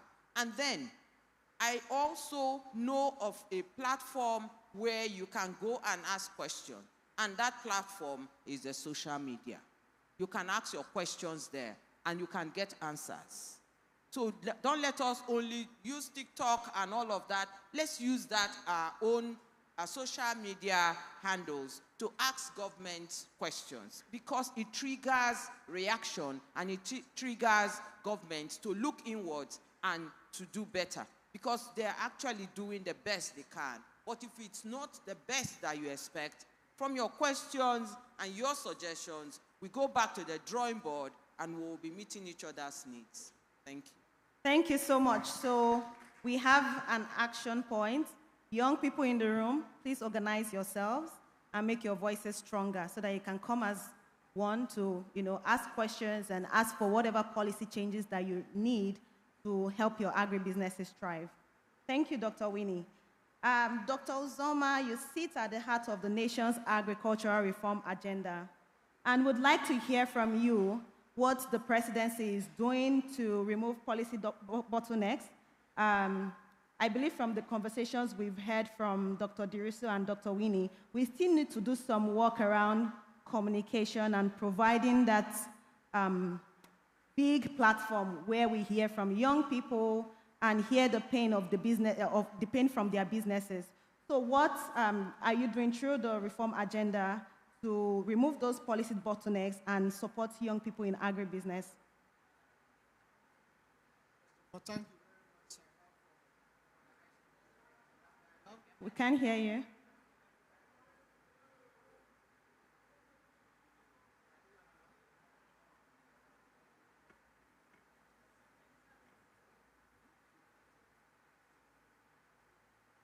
Hello? Yeah. So, first of all, I wish to thank Sahel Consulting for organizing this very important dialogue. Women and youths are the very center of Mr. President's transformation agenda. And in Nigeria, the agricultural policy is being driven by certain instruments. One of them is NATIP, National Agricultural Technology and Innovation Policy, which tries to bring in regulation to enhance productivity and inclusivity. Inclusivity, women, youth, people with disability, people that are displaced. All of them are being captured in federal government policies. And I will start by looking at different initiatives that's been rolled out by this administration and how Mr. President has made sure that all of them are abiding by the inclusivity policy or framework of the NATIP. Let's start by the National Agricultural Growth Scheme Agro Pocket. If you look at the project appraisal document, which the federal government used to transform the wheat ecosystem, the rice ecosystem last year, that's why part of the collapse in the food prices you've seen today, that's a result of that intervention that made sure that women and youth were actually captured, given a substantial percentage of the intervention for them. Moving forward, what's currently in the planning now, the value chain program for Northern Nigeria. If you look at that program, it addresses nutrition, food and nutrition security, strengthening post-harvest and market access, supporting women, and also market linkages. That program is designed specifically targeting 40% of the beneficiaries according to the project implementation documents targeted for women, 30% for youth. And moving also part of that inclusivity, people with disability, 10%, and 5% for people that are displaced individuals. So you can see 30, 40, 70, 10, 80, and 5%. 85% of that program is being targeted at this very demographic that prior to the administration of President Bola Ahmed Tinubu, that they were somehow disenfranchised or not being given that place. Also, recently, the president released 250 billion naira low-interest credit facility for smallholder farmers, the Bank of Agri. And why? Most of the very people that are being targeted, they are the youths, are women, and women that, because of our social-cultural dynamics, they don't have that collateral or credit history. This intervention by federal government is geared towards supporting them, unlocking that bottleneck, so that women, youths, which constitute the vast majority of our smallholder farmers, can actually access government intervention at a very reduced interest rate. Also look at the Ministry of Youth Development. They have the Youth Farmer Registration Portal that is expected to onboard and create at least 6 million jobs within this lifespan of this administration. Currently this year, they are targeting 500,000 farmers with access to input, market linkages, access to finance, training, and capacity building. Because one of the major limiting factors for women and youth being very active in the agricultural space is these very factors: lack of access to finance, input, land.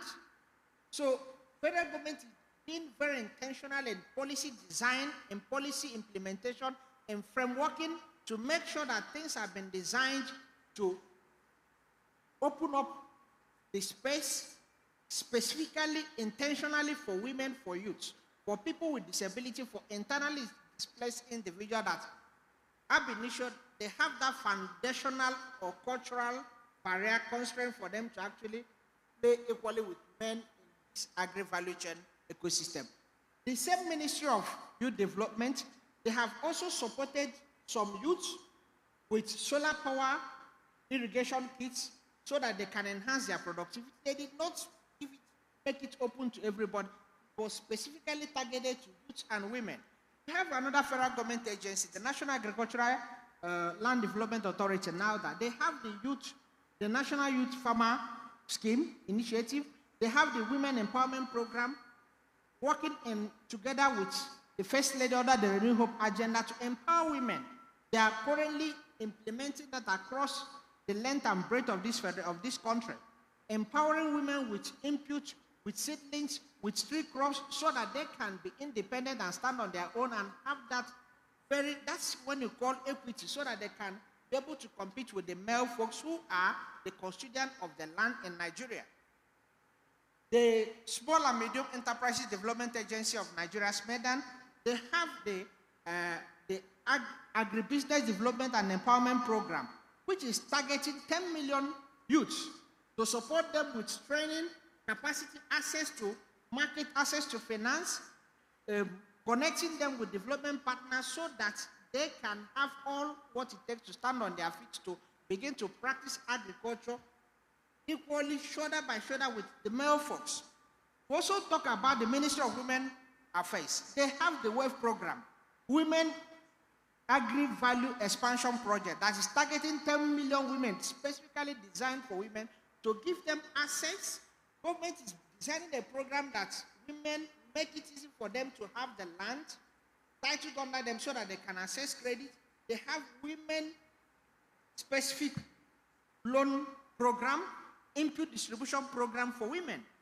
The National Agricultural Development Fund, whose executive secretary just left for another program, they have the Women Window that's been designed in partnership with development partners that's targeting 2 million women to have access to low-cost credit, both for market access, for production, for post-harvest processing. All these things are geared towards enhancing and bringing to light Mr. President's interest and commitments to empowering the youth, empowering our women, empowering our mothers, empowering the disabled, empowering the disadvantaged demographics in our population.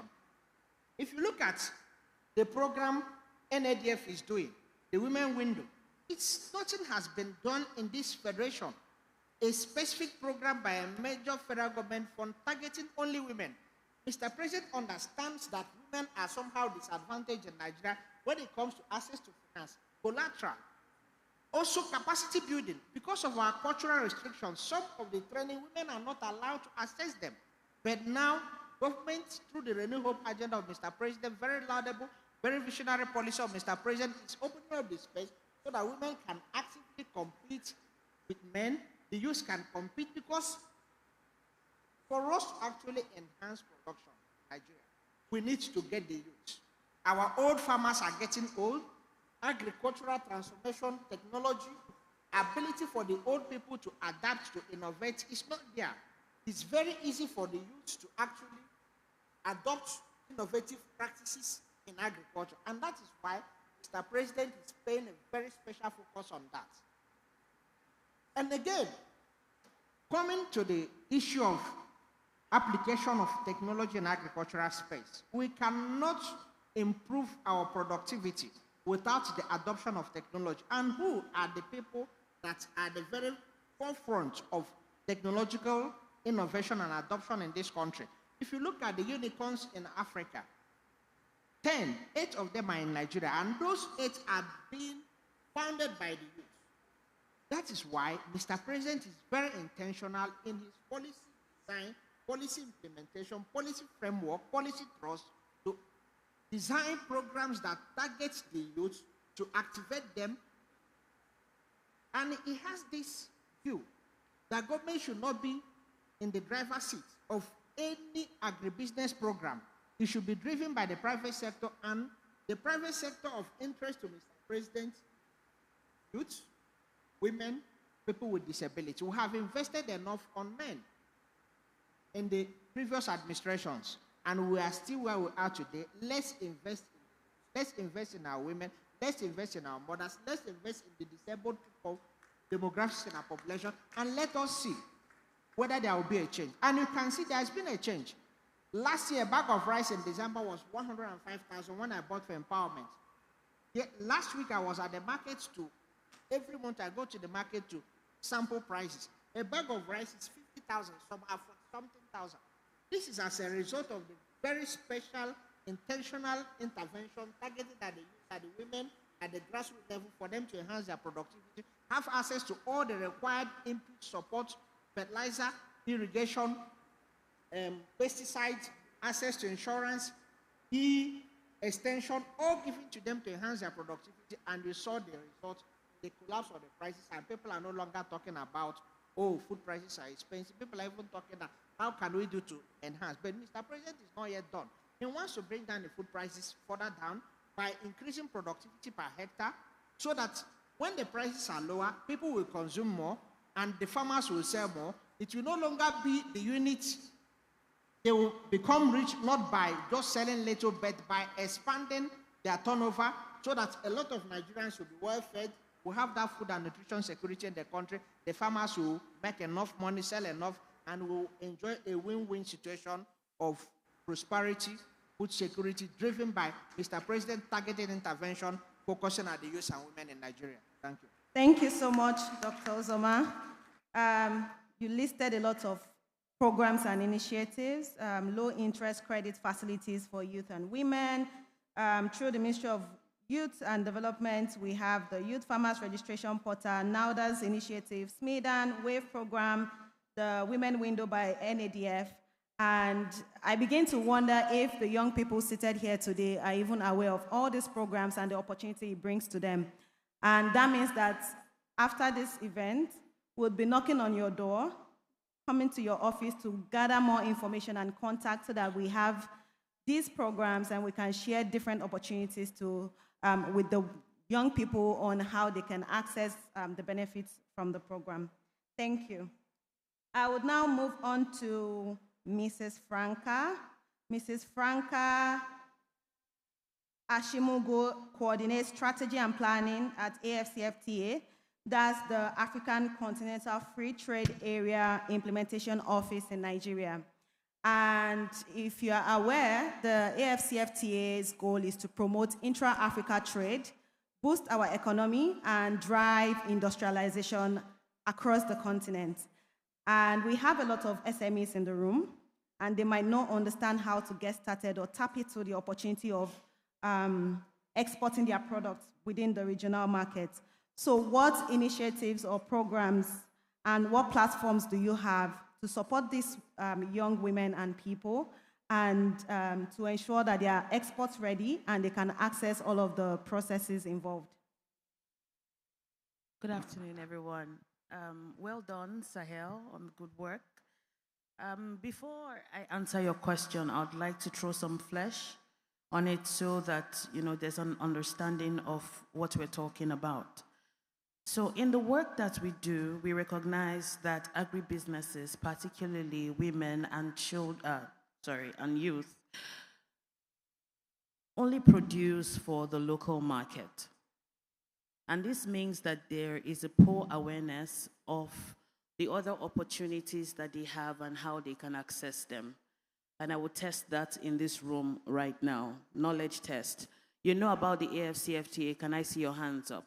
You know what the AFCFTA means practically.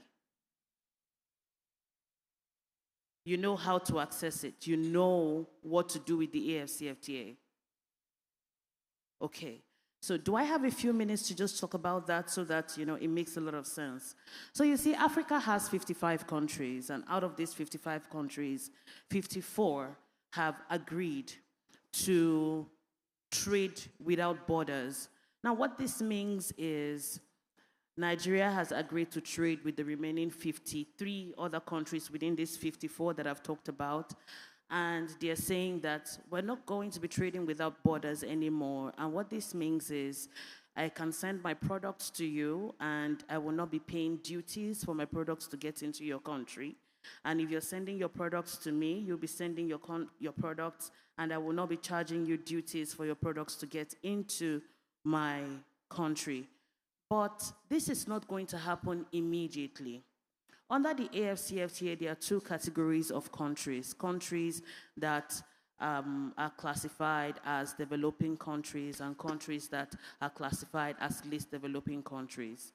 But countries that are developing countries under the context of the AFCFTA, they have agreed that for 90% of their tradable products, they will not be collecting duties over a period of 5 years.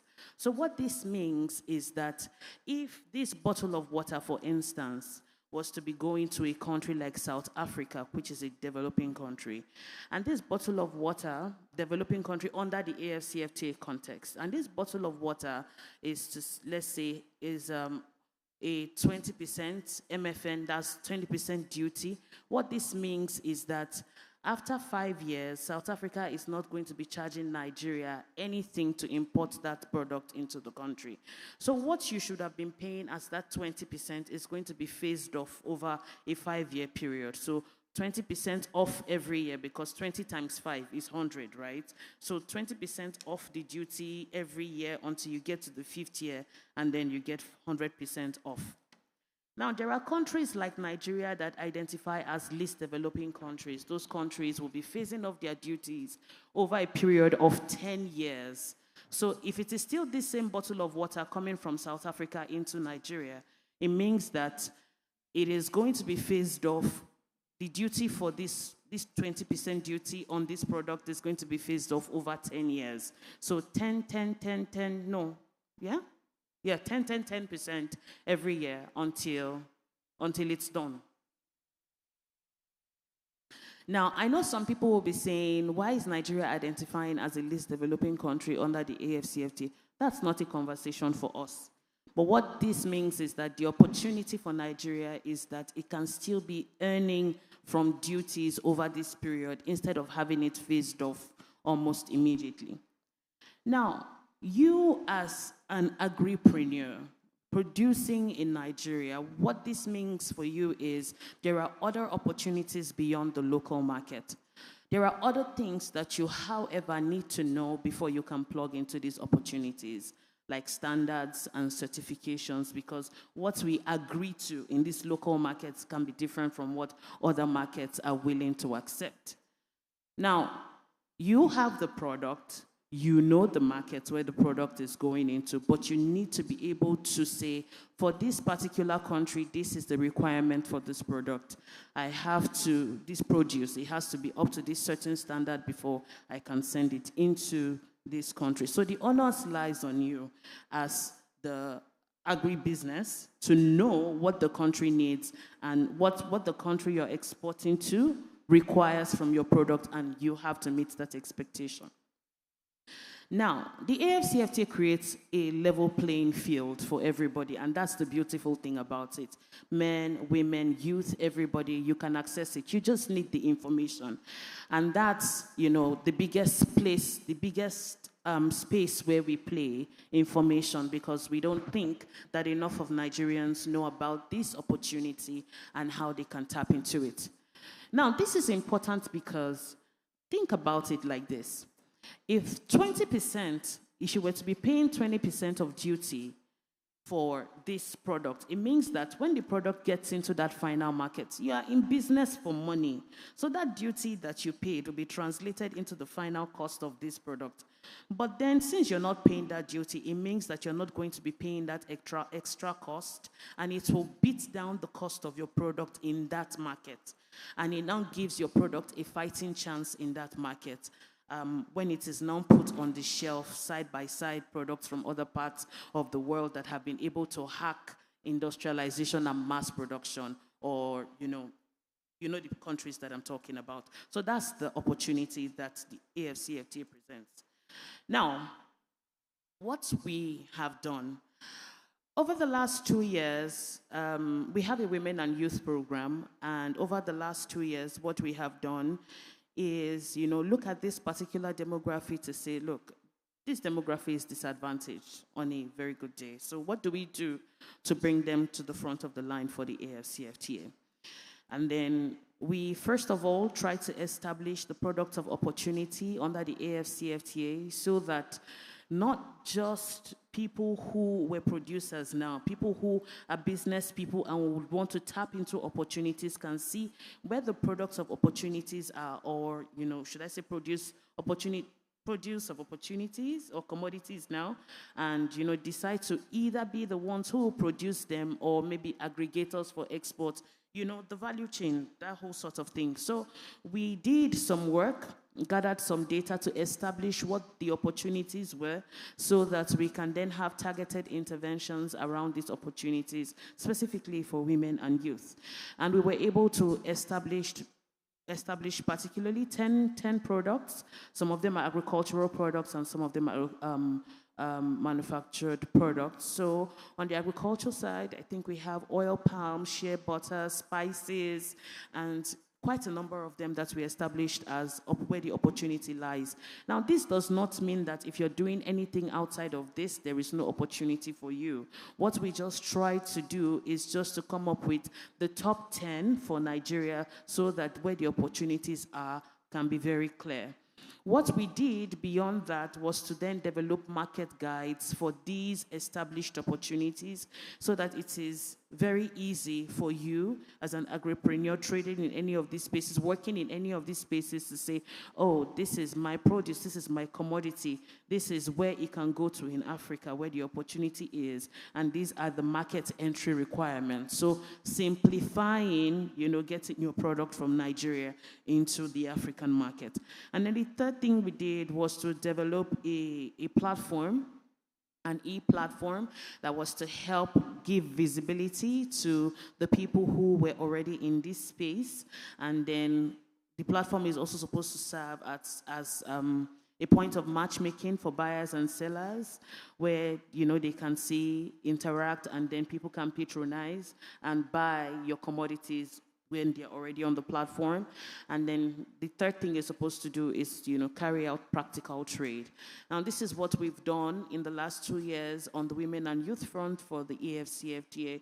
But beyond all of this, a lot of the work that we do centers around information and bringing to the Nigerian, the everyday Nigerian, what the opportunity of the AFCFTA is.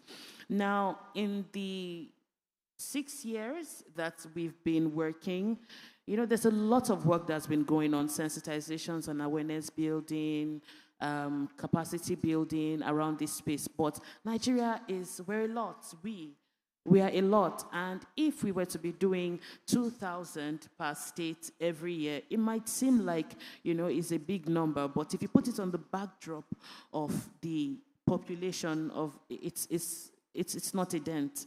So there's only so much we can do in bringing the information to you on what the AFCFTA is, and that's where a lot of our work is focused on. Thank you very much, Mrs. Franca. Can you please share with us some information on those trade platforms and maybe a portal or website where young people can go to and access this information quickly? Yes. Oh, there's a lot for the AFC. So what I just tried to do was give you the AFCFTA in a few minutes. If you just Google AFCFTA, it's the new kid on the block and has been for the last few years. So every resource you can find on the internet for the AFCFTA is something that should be very useful to you. Thank you so much for pointing our direction to that. At this point, we are going to take a pause and have some of our young entrepreneurs come up stage to share their stories on how they've gone into agribusiness, their wins, and some of the challenges or barriers they've faced over the years. And in response, we will expect our panelists to react to the stories and share some of the commitments that they can give to support these young entrepreneurs and young people in the room in general.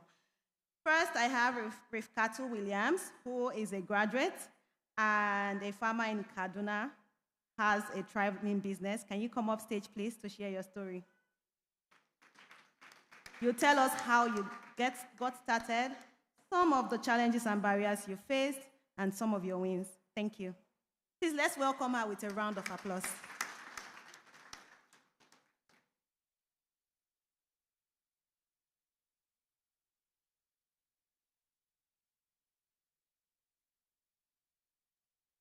Good afternoon. I'm Rifkatu Williams Muzwate. I'm 26 years old from Yeshure Kauru local government area of Kaduna State. I'm into agri business. I'm into crop production and marketing. So my journey in agri business, which is farming, started with the interest and passion. Seeing my parents, I was inspired by my parents trying to struggle for our survival. So within me, I said, no, farming is not just for a survivor.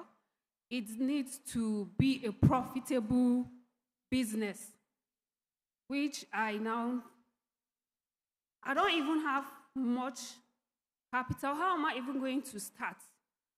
So I was like all by myself thinking what we should do so that the business will be a profitable one, not just for survivor. So along the line, I went to school. They struggled and sent me to school. I graduated from ABU. So coming back to my village, I don't know, the perception in rural areas where we are is just that you manage, your parents send you to school, you're supposed to come back and have a decent government job, which we know in Nigeria, reverse is the case. So it's actually a very remote area. So people were like, oh, I was like an object of mockery. So I came back after school, no work, nothing to show for, rather than go back into farming. So people were like, graduates, that was how sad they used. Look at the graduate, she's back now. We are coming back, she's coming back to where she left us. So I was like, it was another thing. So having access to land was actually difficult, and I don't have much capital. With a minimal capital, how am I going to actually start the business, the agri business? So I was like, I met my dad, I need a land. I want to start farming. He was like, we know this stereotype, gender bias issues. Women are not being given land for them to access or farm. Because, I don't know, is it cultural norms or so? We don't even have inheritance too. So I was like, I need a land, please. So my dad was like, okay, he's giving me an acre. So where am I going to get the crops? What am I cultivating? So at first we were into conventional farming, and it was a monoculture, so I decided to start with rice farming. So I did. I don't have minimal capital. I have to work with my hands to reduce the labor cost. So along the line, last year, so SCL project, Juria came in. They came for sensitization, and it was a lot more.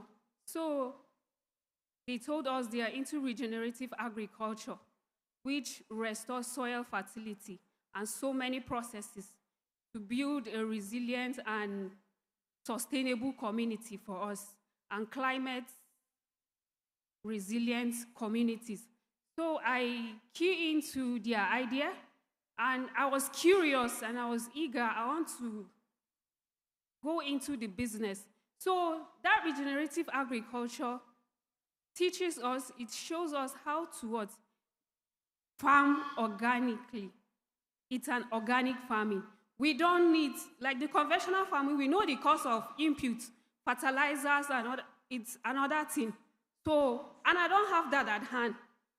So how do I key in? I key into the regenerative agriculture, where we use the animal droppings, the cow dungs, to farm. So we were being trained. I received trainings on compost making. We are into crop rotation, cover cropping, polyculture. So it gives me room. It has reduced costs, and it gave me room to actually farm. Well, another challenge is it first started again. I needed the land. That land, my dad was just giving me. He collected it the following year. I got the crops. So I didn't even use what I cultivated. He said it's for the family use. It's their land. So I just have nothing left. And it was actually something. I want to start up. I was inspired. I want to be self-reliant. I don't have to depend on anybody. That was just it. So I still have to, let's say, the males in my family. So they have been given land freely. They were carrying the land and giving them. I was just like, I said, okay, my brother is going to fight. I said, help me and fetch a piece on your side. He said, no. And I said, okay, let's do this. Whatever it is that I gain, we share. So that was it. And he agreed. We key in and we started regenerative agriculture with an acre of farmland, where now I now cultivate. I've moved from 1 acre farmland to a hectare. And through the training I've received and through teamwork and collaboration, I now train farmers. I have over 200 farmers under me, and we are controlled. I have a mutual trust group where we come together as farmers, we share common ideas, and we build. Access to finance is actually another thing for us. So monthly, we do have meetings. So if you want to be a member of this mutual trust group, you will have to register with 200 Naira, and that is where we generate our income.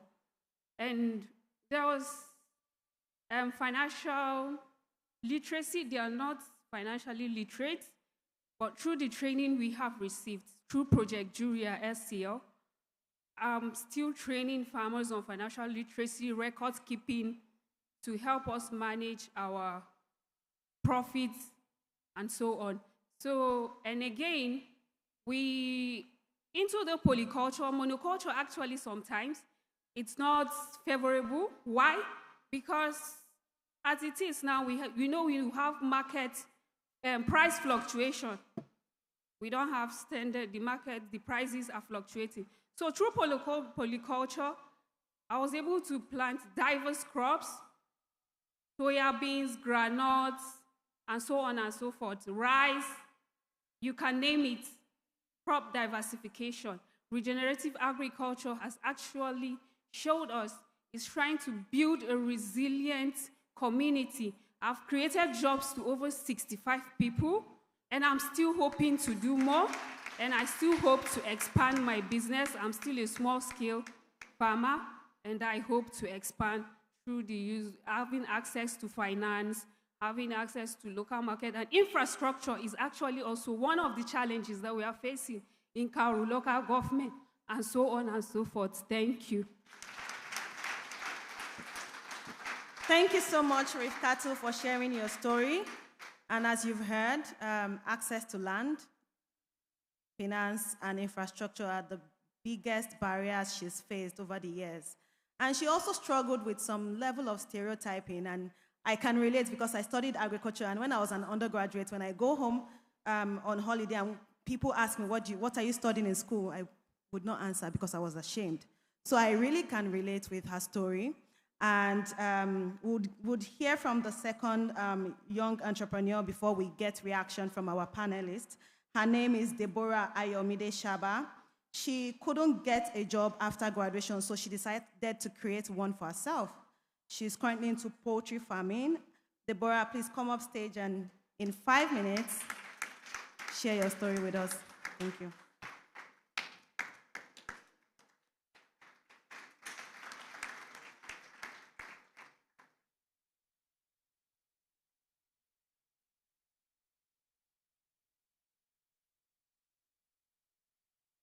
Good afternoon, everybody. My name is Deborah Ayomide Shaba. I'm an agropreneur, poultry farmer specifically.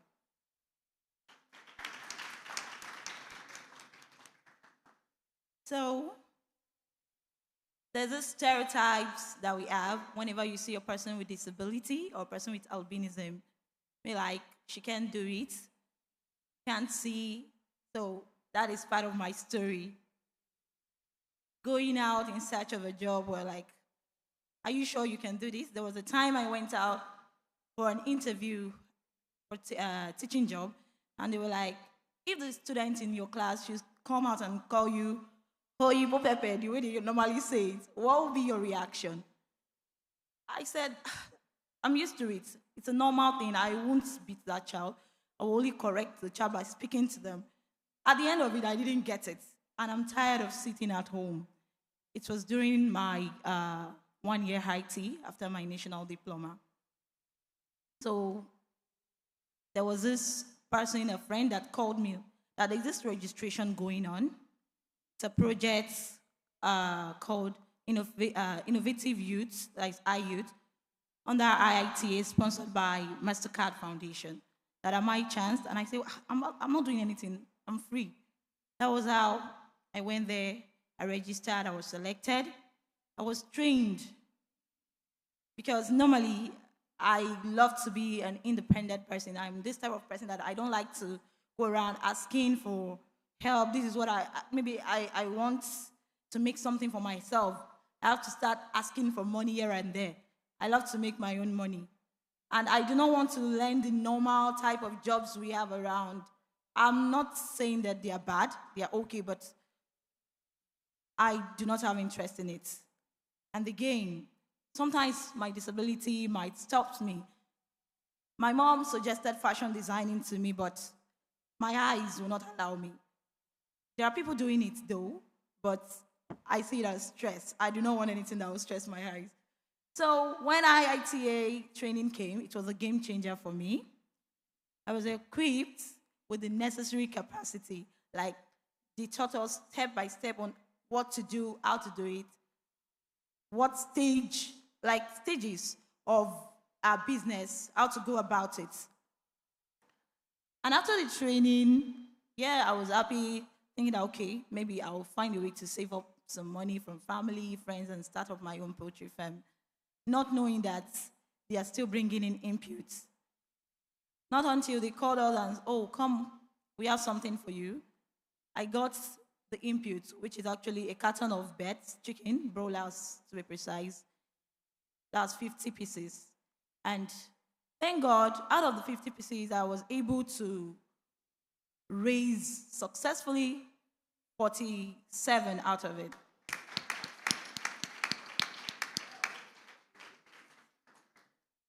And ever since then, I've been pushing it. I'm still on the run, trying to expand, because this business has helped me to go back to my HND, Higher National Diploma, and I'm done with that.